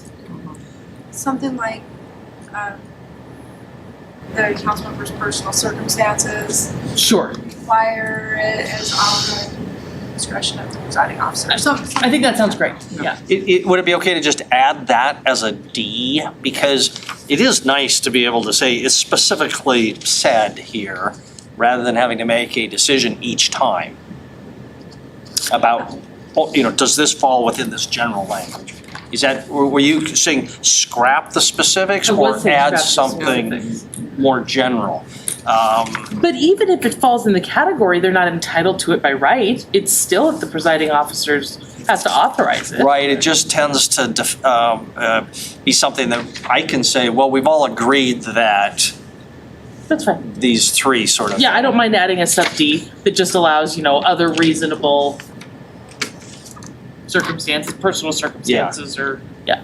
and Yeah, so. life gets in the way. I mean, there might be things that aren't emergencies, right? I mean, but are still important, and you're able to participate, and you should participate. So How about going- vacation? Hey, That's the biggie, right? That's the big one. If we were gonna take data on why people don't come, it's traveling out of town, Yeah. vacation. But traveling out of town isn't always vacation. Just because I might Right. have to travel for Right. work doesn't mean my evening isn't Yep. free. Exactly. And I can still do the public's business. What do we- Or some people might decide, well, I haven't taken a vacation in, 8 weeks or 8 months, and I need to take it, but I still want to attend the council meeting. I mean, I guess it's better to have them present than not at all, I guess, would be my point too, so. What do we, big picture, is that A-okay? I just think, and fire, flood, earthquake, I mean, really? I mean, I agree, I think make it, Here I'm in Las Vegas, yeah. Councilor Ripsis, Councilor Neese? Yeah, and so I agree with at least adding a D that says any other reason that you find personally, satisfactory. But the other thing is, work sessions are not actually required attendance. Correct. But we might still want to participate. So I don't know if you want to treat those the same way as a business session, where you have to ask for permission. But there'd be a much lower standard. Right. Exactly. Right. How do we work that concept in? I think you could just add another section specific to work sessions. I don't know if that's a thought, but I think that maybe right up top at the beginning. Yeah. But at the same time, I don't want someone 2 years from now saying, well, heck, I'm just gonna go to every work session via Zoom. Yeah, right. So that's not appropriate either. I Okay. think it still has on here that on number 3, council members are expected, and I like that, are expected to attend Right. meetings. Now, whether or not you put, all meetings, which would cover the business meetings or the work sessions, or put all sessions down, but I think that's the expectation. And as elected officials, you're gonna hear from your constituents if you're not gonna be around. That's true. So I think that expectation is there. I think it's expected when we go through orientation. I think it's expected when we run for council. So, And if we did add in 6 some language that's saying this is expected to be for temporary accommodation, and could be that we could say no to that. There were, Councilor Renese. Yeah, so both, I think it was 4 and 6 deal with getting permission or getting the blessing of the presiding officer, yet we have to submit a request to presiding officer, city administrator, and city clerk, and don't even know if it's approved yet. And so I think we should just be submitted to the presiding officer, and once the presiding officer, they can reply back or let them know. Especially in an emergency situation, typically you're probably not going to want to call a bunch of different people or try to email different people. It's going to probably be a quick phone call. Hey, something happened. I need to get on Zoom, and it's going to be quick, hard enough just to kind of get your equipment set up, ready to go for the meeting. I suspect, though, that that's why the clerk mentioned to Gina that they wanted to be in the loop, because they're in some ways more important than the presiding officer. As Kevin, aren't we set up for And to taking send Zoom the meetings information all the time, at any As time? long as I hear Councilman do this. are you going See, anywhere? Kevin will never go. You Do we don't have get to a put that in the code that vacation. says the assistant city administrator is not allowed to participate remotely ever? And I agree, I mean, the city clerk is a very important part of it, and there's always a city clerk that's available. Getting all the press or even myself or the presiding officer could be challenging at times, but the city clerk is always available. Okay, Councilor Pearson? Well, I'm just wondering even about striking all of 6, because I think it's taken care of in 5, and then also the expectation that we will be there. And I think to place any sort of limits and to say, oh, well, you haven't been here for a while, so we're not going to give you your request. So I just think I don't like that at all. Would there ever be council members that try to abuse it? Yeah, but I think if that's the case, then that might be a case-by-case thing. I think to put that in statute, that we're going to limit the council members' ability to attend. So I don't like number 6 at all. I guess I'd be concerned about relying on 3 that says council members are expected to attend meetings in person. And the whole point of this is to say you don't have to attend in person. I'm not quite sure. Well, but We have then to the put next some one goes sideboards. into emergencies. And I think that's where that is, to say, well, I'm not gonna go because my kid's playing baseball and I'm only gonna be there for half the time or something. I mean, I don't know. I think if you get too specific with it, then I just like the broadness of it, and the expectation is to be here in person. If you can't due to some personal emergency, then, okay, we've got the capability of these to be used remote. But to me, that's really the gist of it. Okay. Other comments?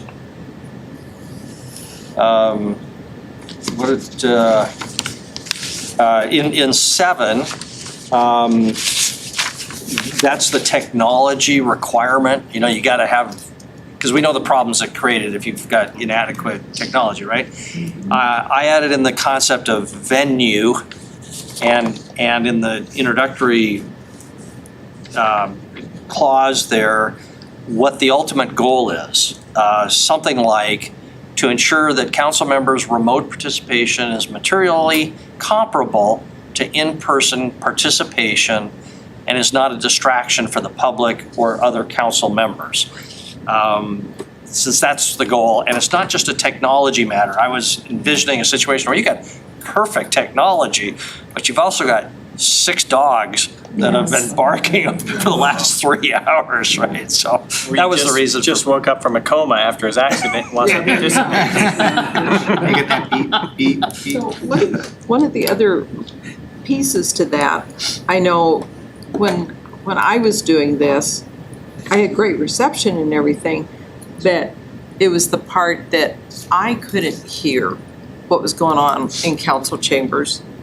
Plus, I had to have 2 computers. I'm not real adept, so I had to have one that actually had the PowerPoint on one and the visual on the other, or vice versa.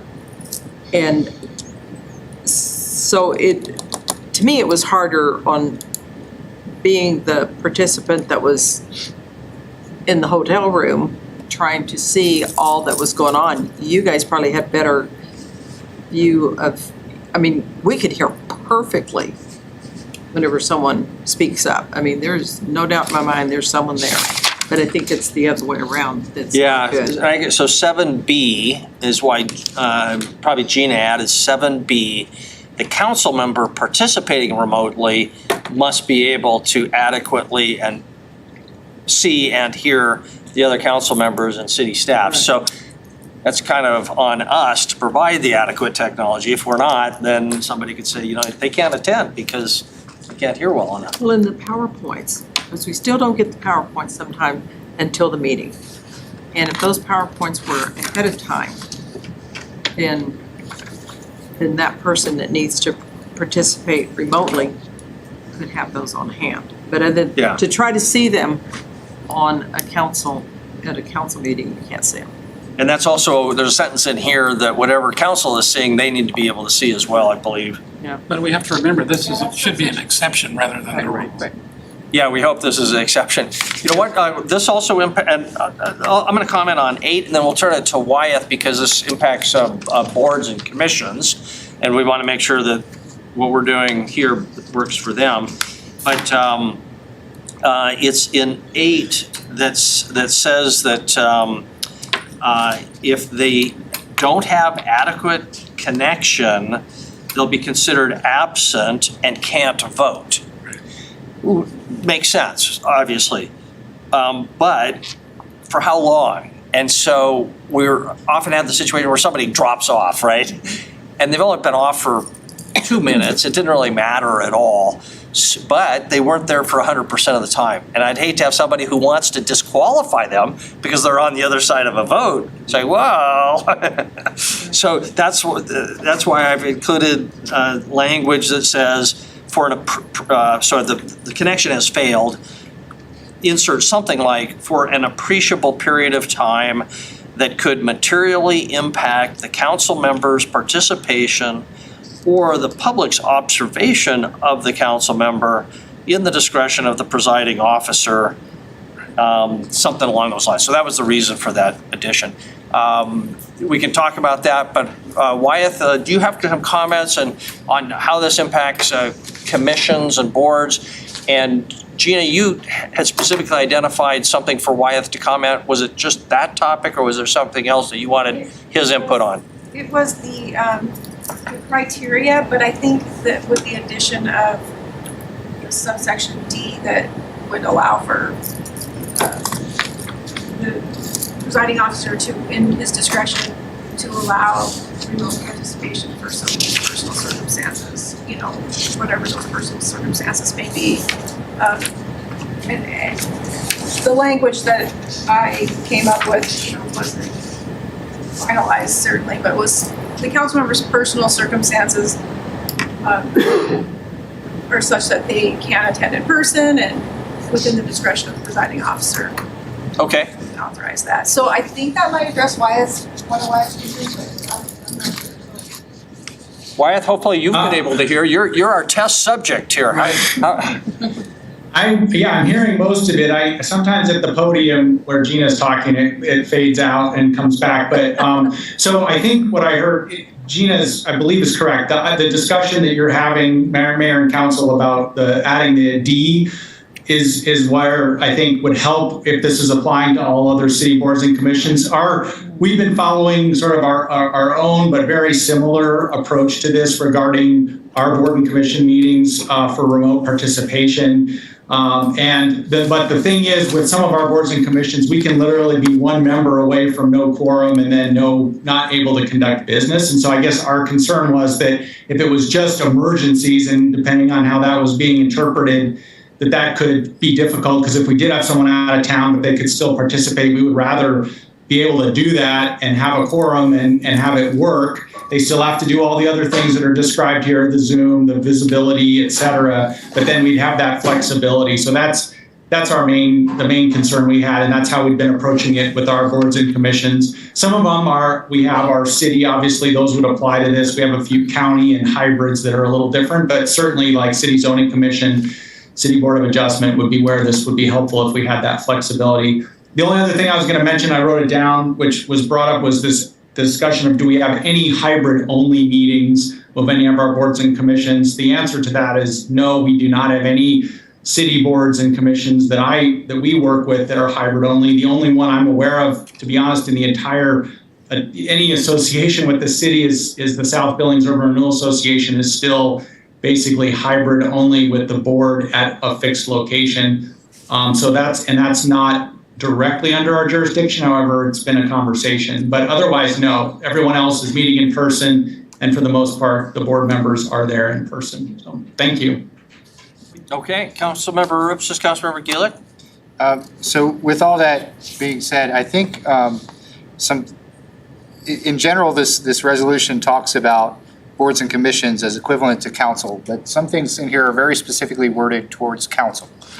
For example, 5 says the council member has to submit the request to the presiding officer, city administrator, and city clerk. The city administrator and city clerk want an email when somebody from the Parks Board would like to, right? So I think some of those things are made to be either reworded to handle both scenarios, or made generic or separated out. I think, number 9 is kind of the same way, talking about who takes over if there's not there, and there's a chair or vice chair and a board commission, those types of things. There are just a few places around there that might have to be updated so that it actually is applicable for boards and commissions. Okay, good point. Councilmember Gillick? Well, and just to that point, I mean, the first 2 words of number 5, number 6, number 7, number 8 are all like council member. So, yeah. It's actually a clarification question for Wyatt. He said hybrid only. Is he meaning virtual meetings, or because hybrid is a combination of virtual and in person? It seems like you. So I will be having Wyatt, if you could clarify when you said hybrid only, you mean virtual only? Sure. Yeah. Sorry, Councilmember Gielich and Mayor and Council. Sorry about that. Yes, I meant that we don't have any that are entirely virtual, entirely remotely conducted on Zoom or Teams or something. So sorry about that. Yeah, I misspoke. All of the ones we're doing have the hybrid option, but for the most part are in person. So thank you. I'll just clarify in 10, the reason I crossed out an executive session is it's just that term was never defined. And so I think we all know what an executive session is, and if it's defined and it's clear, fine to keep it. I just was, but that's a pretty narrowly defined set of circumstances under state law when we can close a meeting, and I just wanted to reference back to that state law situation. Oh, yeah, I can put some things on it. So, Yeah, he's on mute now. Councilmember Parrington. well, so the question that I have with regard to that, because I was confused as well, what Tom and Ed were talking about, that combination of putting in the boards, the missions, and, committees, should that even be part of this resolution? Should that not be part of the board or commission's bylaws, if you will? Should it be completely separate than this resolution? It should. These rules have a separate set of these rules for the boards and commissions? Within their bylaws, within their own bylaws. I suppose, Gina, you want to comment? I suppose the big problem is a lot of them don't have bylaws. Or the other concern that I guess I would have is if with 24 of them, Right. whatever it is, many wouldn't have them and they become inconsistent and blah, blah, blah. So some degree of standardization could be beneficial. Jeannie, you want to comment? That was what I was gonna say, the consistency, and I think it's also important to establish it by resolution so that we can ensure that all the open meeting requirements are being met. Gotcha. Councilmember Dees? Yeah, that's what I was gonna say is, the whole idea of this is to make sure we get good public participation. We're not cutting people off through just having virtual meetings. But I am concerned, and maybe Wyatt, you can answer this question for me, because you mentioned the Suburra is holding virtual only meetings, but they're not under our purview or some sort. But I know we have MOUs with some of these organizations and agreements, so do they not have to adhere to this ordinance or this resolution if we pass it? Councilmember Neese, Mayor and Council, and I'd have to visit some more with Gina on this. We've had some conversations about this with them, and they are, through, even though they are meeting with all the public on Zoom and then the board in a room, they are continuing to make the effort to meet the public meeting requirements for visibility, et cetera. So I guess the issue there would just be, potentially with that agreement, this might have an implication. They're already trying to do that right now, but we'd have to look at that and see, because we've had several discussions with them on that and just making sure that they understand that how their meeting is being conducted, but certainly something to follow up on. Okay, Mayor, I had another question for you. Go ahead. Wyatt, you mentioned that a lot of the boards and commissions you wouldn't have a quorum to be able to conduct business. So are these absences, are they truly out of town absences type things where they are not in town and they have to Zoom in to do the meeting, or are they just, they're busy, across town and just don't want to make the meeting? Do you know? Councilmember Neese and Mayor and Council, for the most part, they are where they're out of town, literally not available physically in the city. Once in a while, we've had someone who's had a scheduling, something where it's so tight that they're trying to make sure they can make the meeting. But we had in our sort of policy that we put out for them on this earlier on, it talks about, not just being on Zoom just because that they needed to be there in person unless there were these certain issues. So we've tried to kind of monitor that, but I would say, mostly it's because they literally are not available, or for the same reasons you have language in yours, if there's a health issue, we've had people remotely for that as well. Great, thank you. If I can just make a comment about paragraph 11 and an issue that it doesn't specifically address, but reminds me of, which is the public's ability to attend our meetings remotely. Right now, we try to accommodate the public and as much as we can to allow remote participation, and that's a good thing. I would have some concern that we not do something in this where we grant to ourselves certain rights to participate remotely, that the public, in an important manner, could say, well, what's good for the goose is good for the gander. So I am an opponent of your zoning commission or zoning proposal. I am a proponent or the applicant for the zoning application. And at the last minute, you didn't make it possible for me to attend from Hawaii. And I didn't get my results because I wasn't able to participate. And so I think we just want to be really clear that this doesn't grant the public anything. And that's why I've added in paragraph 11, this policy does not grant to the public any right to participate in public meetings by remote means, and then continues on. So I don't know if that's a big concern, but why not specifically say this is just for members of the governing body? Gene, I don't know if you want to comment on that, but that was the reason for that language. I am processing that, and I don't think I have any issue with it, because we certainly do encourage the public to participate in any way that we allow, and it's on every agenda that they can zoom in. So I don't think that there's any issue with that, but I'm going to continue to digest that comment. Okay, fine. Because it's my understanding that if the public wants to participate, of course, they're entitled to send us letters, emails, and show up, but we're not guaranteeing anything beyond that at this point anyway, so. Further comments on any part of this? And council, we have blown right past our normal break period. It's a work session. If somebody needs to take a break, please feel free. I'm sort of thinking we're going to wrap this up before going to not have a formal break. Councilmember Tidswell.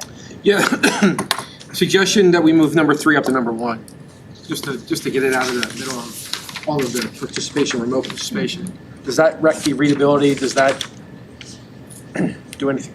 It does. That's a good sort of threshold concept, isn't it? Yeah. Whereas.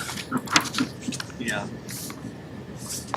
That's a good suggestion. Right here, move 3 up to number 1, is that what I? Yeah. Sort of sets the premise. And again, you'll be creating another draft of this. Will we get when it finally gets on our agenda for approval at a regular business meeting, I think it's best if it's in really good shape. And we not have this same sort of process. Are you thinking it would come back to a work session or come back in kind of final form for approval? I'm a little nervous about the second. I feel more comfortable unless other council feels real comfortable. I'm seeing some preferences for a work session. Or maybe just a staff meeting with some council members. Sure. I mean, we've done that before when we've done ordinances and we've done, other things. We've actually had meetings and it worked out really well. By the time it came to council, it had been fleshed out quite a bit and there was very minor changes to it. Okay. So what I'm hearing is we'd like to see this again, but not at for formal adoption quite yet. Okay. And we could have a subcommittee, just, send a word out to, you're gonna have an informal meeting. People can just come and kick it around as well. I guess, because that could be a full quorum, we could give notice to the public of that, or would need to as well, unless we limited it to something less than a quorum. And you could have a couple meetings or if necessary too. Councilman Purington? Okay, this is my dub question for the evening. On the 223 and 224, one is council subcommittees, the other one is an ad hoc advisory committees. Both of those are formed by council member or the council. And subcommittees to me means they're ongoing. An ad hoc is just short term. Got that. But I don't see anything in here about, whenever the city administrator forms the meeting and we don't have to, he always says, well, we'll have less than a quorum. So we're still gonna have these kind of decision-making bodies that yet it's just, less than a quorum, but then we're gonna take our, what we decide on, we'll take it back to council with a recommendation. So I guess what I'm trying to figure out is public notice, public meetings, and to see why some of those would not be an ad hoc advisory committee. Because it's pretty much does what it says right here. So, and then it has that the city administrator shall be charged with assigning appropriate staff to those. So, I know we've had that discussion many times. If council comes up with it, then we have to have all these rules. Well, I don't think the rules are any different than what we do anyway. Well, I guess I just point out the level of formality in 224. You actually have to have a written resolution. So we'd have to have a vote. You have to define those very specific things. I think what you were referring to is what sometimes Chris refers to as a city administrator committee, basically an advisory group. Mm-hmm. This is a higher level of formality of the council as opposed to the city administrator. But why would it have to be by resolution? I mean, just because that's what it says. But I mean, that's what I'm saying. Why does it have to have a resolution attached to it? Gina? Yes. So the council subcommittees are generally committees consisting of just you all, just council members. But the ad hoc council advisory committees they don't necessarily have to just be council members. I mean, that can be that's why it's committed or created by resolution, so that there are guidelines and rules, then if you're gonna appoint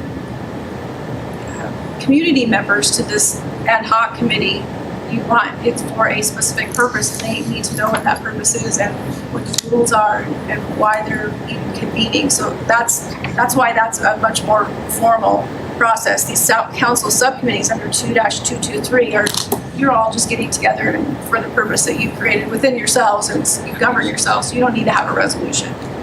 And this other committee that you've referenced is not a council-created committee. That's just a committee that Chris creates, that the city administrator creates. And so it's much more informal. He's just creating a committee and oftentimes has invited council members to attend or to participate or be part of those committees. So those are much more informal and they're not council-created. That's why they're not in the code. Did that help?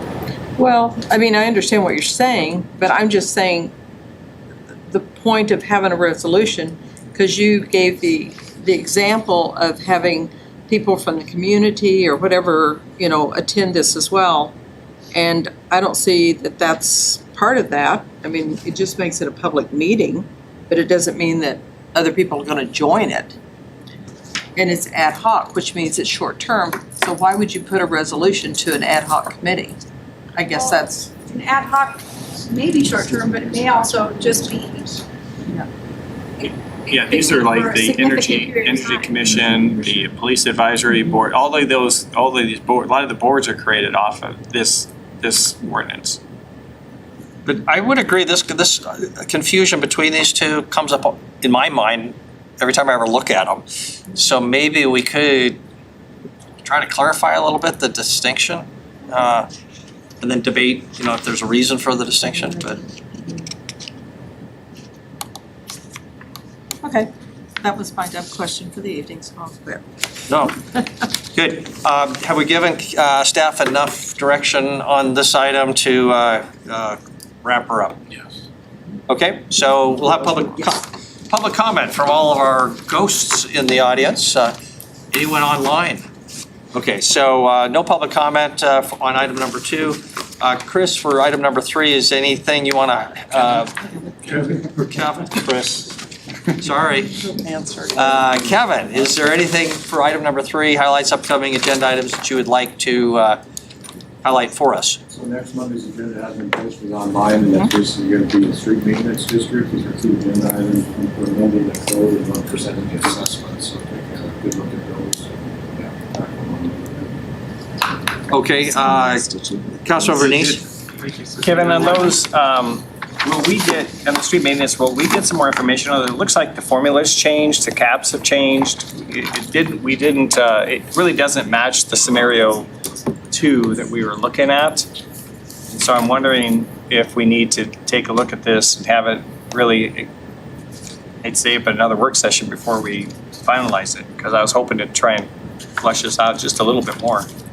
I think we wanted, if I remember correctly, and again, correct me if I'm wrong, but I thought we were talking about keeping the residential the same. I think residential is up 2 percentage points and commercial is down 1 percentage point. And so I think it went in different directions that I thought we were talking about.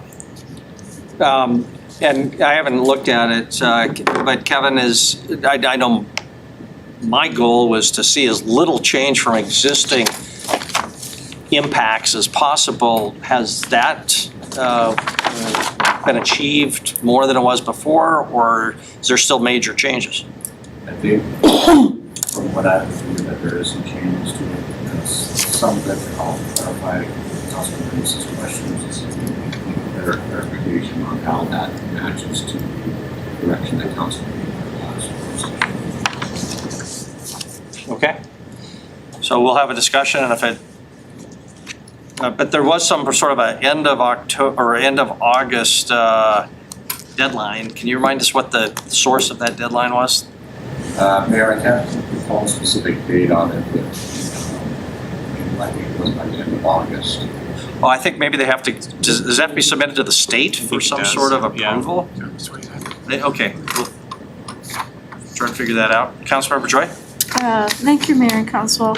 I guess this is not quite highlight upcoming agenda item from, of council, but I just heard on the radio this evening that the DEQ has given new guidance for Phillips 66 in regards to the way that the refinery deals with certain issues. And I was just wondering, is staff aware of that, and are there impacts for the city with those new guidances? So I hadn't heard that before, and so I was just wondering if staff had heard or was in any way involved with that, or. Yeah, for anybody who didn't hear it, and I'm hardly an expert, but it involved a process of aeration, shooting air that would dissipate contaminants and cause not evaporation, but volatilizing, what's the word? Volatilizing the stuff, I imagine, but got me. I assume neither Gina nor Kevin have any input on that? Further details, we did get that was a letter from the DEQ, I believe, earlier. That's passing on, but I haven't heard the specifics of this. Okay, all right. Are we done with like that item, that we'll have general discussion, but of future things coming up for the agenda? Councilmember Purinton, do you have something on that? Yeah, one of the things that I think would be really good to hear is the DNRC is doing that West End water study. And Mark Elison, who works for them in this area, he presented that to the West End Task Force, and it was very good. Yes. And I think it impacts not only our zoning, our building, just what our infrastructure is out on the West End, what there may or may not do out there because of the water. So I think he would be a real good, he had a short presentation. It wasn't, I bet it wasn't 15, 20 minutes. And it was really good. And I would hope that we could invite him to come to council to let us know, because it does impact the West End. Okay, thank you. Any public comment on upcoming highlight agenda items? No, so public comments on that's closed. Any items, general council discussion? Councilmember Robson. I do have one. Thank you, Mayor. Council, I sent an email earlier related to some thoughts on how we could use the Parks Board to help us with some issues. My intent was not to get into the weeds of the discussion of what we want them to do, but so much as what the process should be. Under city code, the city council and the mayor supervise and direct the advisory boards, but I'm not comfortable just giving the advisory board direction to, would you do this for us? I think that should be something that actually comes from council. And so, but I have no idea what that process is. How do we raise something up to say, you know what, this is something we would like our advisory boards to pay special attention to and provide us information on in the future. So I wanted to get some discussion on that and figure out what our process should be before we kind of get into the weeds of what I personally would like to see the board And is the specific issue add alternates in contracting for projects?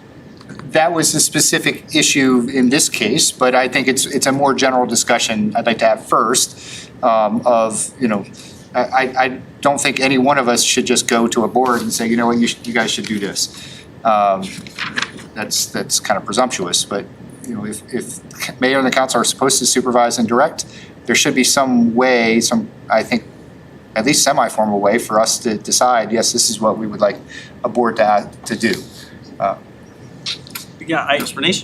Isn't, and Gina, you can correct me if I'm wrong, but a lot of our boards are created or ad hoc policy, and so wouldn't we just want to look at that resolution we created and amend the resolution to give more direction and specificity of what you want, what we want done? Is that how that would be appropriate.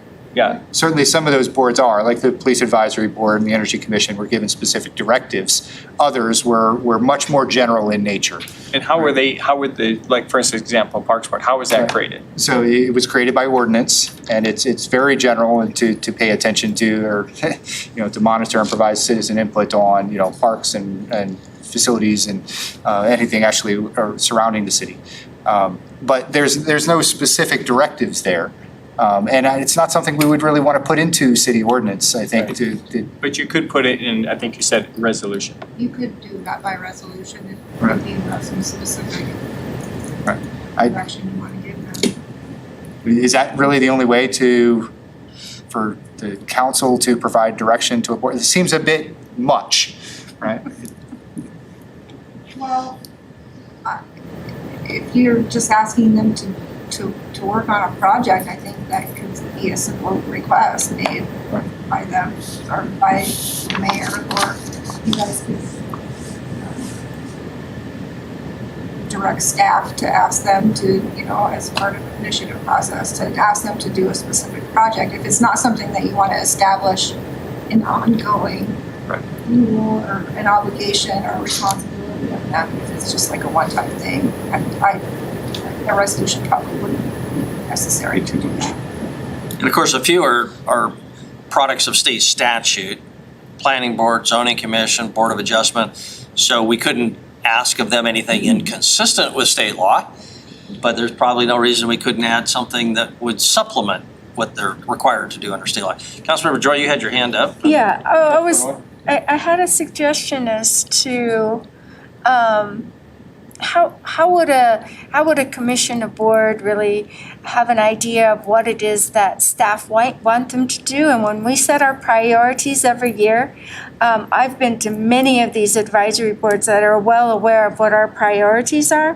When that was public safety, and it's been public safety, but when we've gone through and put parks on there, I don't know if all of that comes from input directly. I don't think it comes from input by individual council members or by a vote of council, but I certainly do know that they seem to know what our priorities are. And I've been to them and I was like, wow, they know what we're talking about. So I think that staff has a little piece of that, and they are quite, I can say the bike and pedestrian advisory, they're quite aware of what council has as priorities. And so I think there's probably things they're aware of that we don't know. And so attending the meetings is a good idea, because they actually know what we're thinking sometimes. And one more informal way to improve the communication, because that's really what we're talking about, is to be more specific about demanding the annual report. And that will force conversation, I think, especially if they come make a presentation, we can have more verbal communication as well. But Councilmember Owen, you had your hand up, I think. Yeah, thank you, Mayor. So I agree with you. I think this is an important issue and one that we should work on. I don't see why we couldn't be more in the habit of, when it's appropriate, just making a motion to refer a particular concept or proposal or agenda item to the board for review and report back on at the next business meeting or work session or whatever. One of the things that I hope that I wasn't prepared to talk about tonight, but I would like to keep talking about as we get into our rules of procedure, is some of the timeliness of things that come to council. We get them at the very last minute, and there's never time to say, you know what, we're not ready to decide on this. We need more information. We need our Parks Board to weigh in on this before we vote to do this. And so I'm hoping that we can get better through our rules of procedure of having things before it's the drop dead, submission to the feds or whatever deadline. And I think that would give us a chance to make motions to just refer or request or, be a little more, not burdensome procedurally, but formal in asking our committees to give us the advice that they're charged in giving. I would hope we would do that on Stillwater. As those plans start getting more detailed, I would hope that we request the Energy Commission to weigh in and give us their thoughts and input formally. And so I think it's a great idea.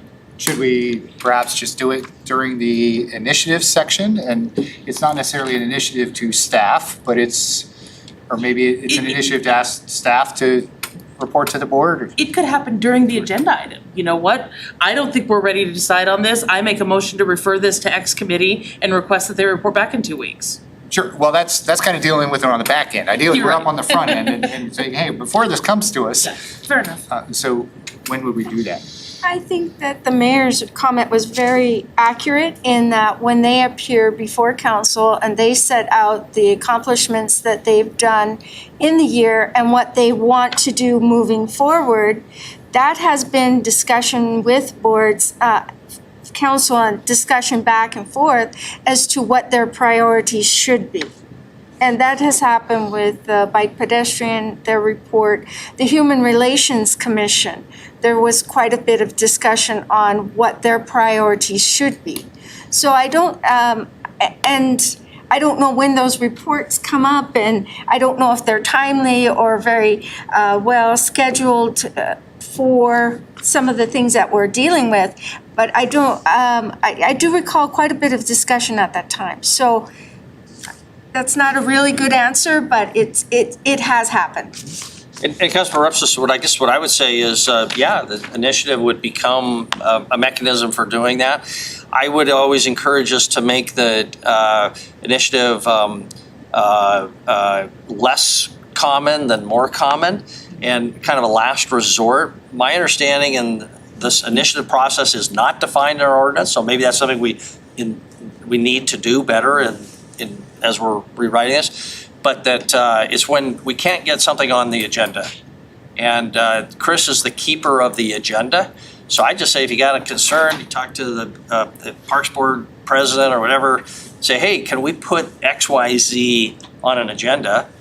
If it's there, that's an action item or a work session, we can talk about it, and that'd be the place to start.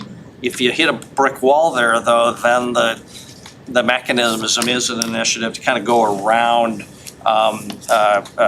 Chris. There is in here, you might have seen I crossed it out, there's a requirement, because this comes from the existing ordinance, that 2214 proposed agenda says the city administrator shall prepare a draft regular meeting agenda and shall consult with the mayor in preparing the agenda. That doesn't happen, and I've never insisted that it happen, and it seems to work okay. So I crossed it out. If we're not doing it, why have it? But I just point that out.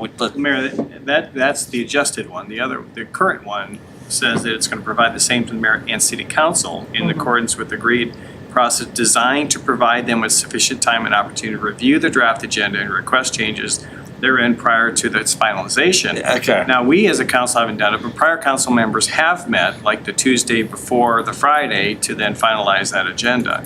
And so we as a council could surely say, yeah, we want to have a meeting to finalize the agenda, and that if we choose to do that. Well, and you'll recall that in the proposal for standing committees that we brought forward, that we had proposed a committee that actually did that dealt with council procedures and operations, including agendas. So there's multiple ways, I think. And I think even in a work session, to direct staff to put an item on a work session or something like that would be appropriate as well. During this time of council discussion, this is another thing that's not defined. Yes. What is this? I don't know. It would be nice if our ordinance gave some examples, not limiting us completely, but included council discussion, including proposed future agenda items or directions to committees or committee relationships or something like that. So, okay, does that give you enough? No. And so do you want me to just talk to the Parks Board Chair and say, hey, we think you should be doing these things, and everybody's okay with that? Or I don't think that's what we want. No, And an initiative is actually fairly defined to direction to staff to do things, and I don't think that's it either. And I think to your point, well, like, if they give their annual presentation to the council, you get 3 or 4 of us give comments, but does that constitute the council's, direction? Not either, I don't know that it really does. Because what you're looking at specifically for are more established policies for how to, on this specific example, how to handle add alternates as a When bids come through on park facilities, actually have the Parks Department or the Parks Board look at it and actually see what the RFP was and how it was developed and where stakeholders engaged. And then when it comes back and they're selected and they have these alternates, how did they make that selection process, right? We're not getting any of that input. So specifically, the case here was at Poly Vista, where the parking lot was defined as an additive alternate. Paving the parking lot was defined as an additive alternate, even though it was presented to council as the parking lot was the first in a long list of things that were going to be done, and irrigation was also going to be done, right? But But somehow between that presentation and the RFP going out and it turned into the parking lot being additive alternates. So now we've got half a parking lot that's paved and half that's not. And I think that we missed the expectations, I think, of what council expected, and certainly, I think there's some confusion, some frustration on the part of Landon's Legacy, those folks as well, where things shifted where they weren't necessarily expecting, and there's all kinds of communication kind of issues that we're also dealing with. But, in this case, I think we just want to make sure that we would like our advisory board to be paying attention to these things as they go through the process. And then when it comes to us, we actually get something more than just a bid sheet that says, here were the 3 additive alternates, these were the costs, no descriptions of what they were. We've got some input from the board, our advisory board, as to they were determined and recommended in ways that were consistent with what our stakeholders expected. So Tom, my email to you was, how does Public Works do it now? We don't have an advisory board over Public Works, but we kind of expect the Public Works, I think they do stuff like that, I would imagine. I'm not getting the specifics on that, but it would be, if this is an issue with the Parks Department, and the Parks Board has to pick up the slack, or is this, something that completely different that Public Works doesn't even deal with, that maybe this is all new? I think there are some differences. Some key differences are that we have these nonprofit groups that are raising money specifically to develop facilities for us, right? So we don't generally have that when we're building roads. We have lots of different funding sources. We have different stakeholders, right? They're different. Yeah. But I think, philosophically, there are some differences there. But also, I do think it's part of the process of the department, and this is why I push for a project manager, to kind of get more of those processes in place. Right, but I think we're in this kind of stage of life right now with all the projects that are going on, all the stakeholders, the private partners that are working to develop things in our community, that right now we've got a bit more of an urgent need to pay attention to those things. Yeah, so that was kind of specifically driving this, but again, the general conversation was, well, how do we discuss or even bring those things up so that we can discuss whether or not we want to provide that direction? I'm sort of thinking through the process. The contract is with the ad alternates doesn't just happen out of the blue. We approve it. At which point we would know that it's possible that we may not get any of those. There may not be enough money for any of them. At which point the public or our partners, our private partners, should be at the table in the contract approval process. And maybe the Parks Board, or if there's another interested board in the contract approval process. They tend to be kind of rubber stamp, right? So maybe it's more incumbent on us and staff to make sure that if we're not going to get everything that we were hoping for the money, because there are ad alternates in there, then we force that conversation. Right, and that was my thought, is have, when these bids come forward, because we don't get involved in the RFP process, we council don't.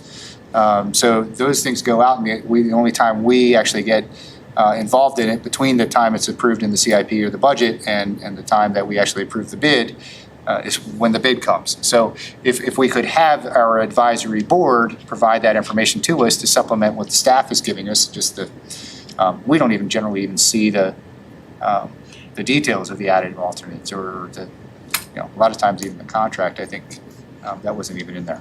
But how would your advisory board interface with the staff in that type of information? So they're already interfacing with the staff through the meetings and those types of things. It probably would involve. What I would imagine happening is the actual Parks Board meetings, they actually discuss this stuff, and they will have the stakeholders come in. And more of that communication will happen because the Parks Board has to deliver that report to council as part of the bid package. And for anybody who doesn't know, but I think, I'll just say it, or for anybody in the public who might be listening, when we're talking about these ad alternates are in the bid process. Say you got $1 million, and you want to accomplish 4 different things, but you don't know what the bids are going to be. So you want item number 1 for sure, probably item number 2. Item number 3 you're hoping for, and item number 4 would be gravy. And you just kind of tier them down and you ask for bids. And then if the bids on the first one are low enough, that means you can go to the second, et cetera, et cetera. But you don't know until you get all the bids back. And that's what creates this kind of uncertainty in what the end product is going to be. So Tom, I think that's something we as council could direct staff to put in their council reports to us, so we know going into it. You did a great job on the Parks Board, where when you got in, as the president of Parks Board, you really dug into things and often testified before the council, not an opposite, but a different view of what the Parks Department had, and really enlightened us at that time. So I think a lot of that has to do with who's leading the Parks Board. But I think it would be appropriate for us to say, if we're interested in that particular issue, when these bids come to us, we need to see what the alternates are, the priority, and what the expectations of them have that are, so that we can maybe change those priorities at the time of the bid. Yeah, I mean, we want to know what those priorities are when the RFP goes out, right? So that the contractors can create their bids accordingly, right? So we want to back it up and make sure that we're having citizen input. If we're raising $1 million from a private nonprofit, we want to make sure that the citizens have that input early on in the RFP process. Right. Well, I would just say the Parks Board operates very differently than most of them. Most of the boards are not involved in the RFP process. No, and the Parks Board isn't either, right? Yeah, yeah. So if your direction to staff is to have the RFP process go through the Parks Board, and most of our boards and commissions are not doing anything to do with an RFP, I think that would take quite a big discussion in order to do that, because you're actually making the Parks Board in a totally different, maybe by some thought process, no longer advisory. You're making them a part of the decision-making process of an RFP. No other commissions or boards that I can think of are anywhere involved in that deep of a discussion. So, just my 2 cents. But if we did want that input and we wanted to do it relatively informally initially, drafting some sort of a letter encouraging the board to take an interest, staff to work with the board, coming up with the language of that and welcoming their input, I guess I wouldn't see a lot of problem with that. We would want to discuss the language of such a letter, but if the council wanted, I'd be happy to sign off on that request for input.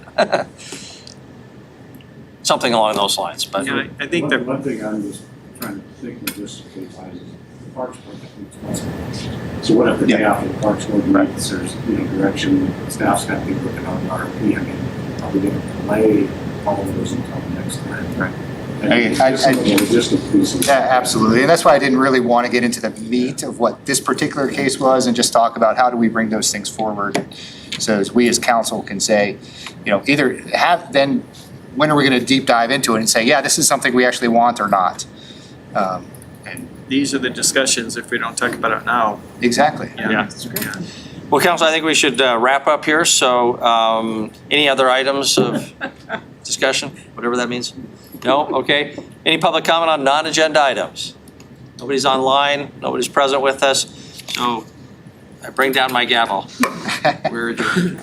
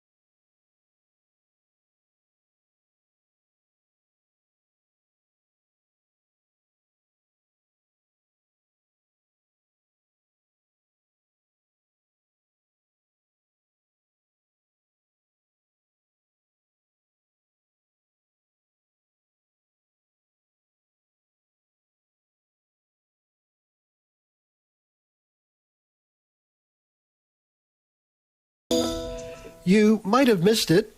It was an announcement from the U.S. National Ignition Facility, a huge nuclear fusion experiment at Lawrence Livermore National Laboratory early in November. In an experiment, they'd reached their highest energy yield yet, an enormous 1.3 megajoules from fusion reactions.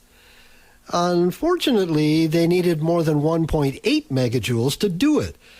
It cost more energy to create the fusion reaction than was produced by it. Now, if that sounds like a problem to you, you're right. Fusion power is not yet ready for prime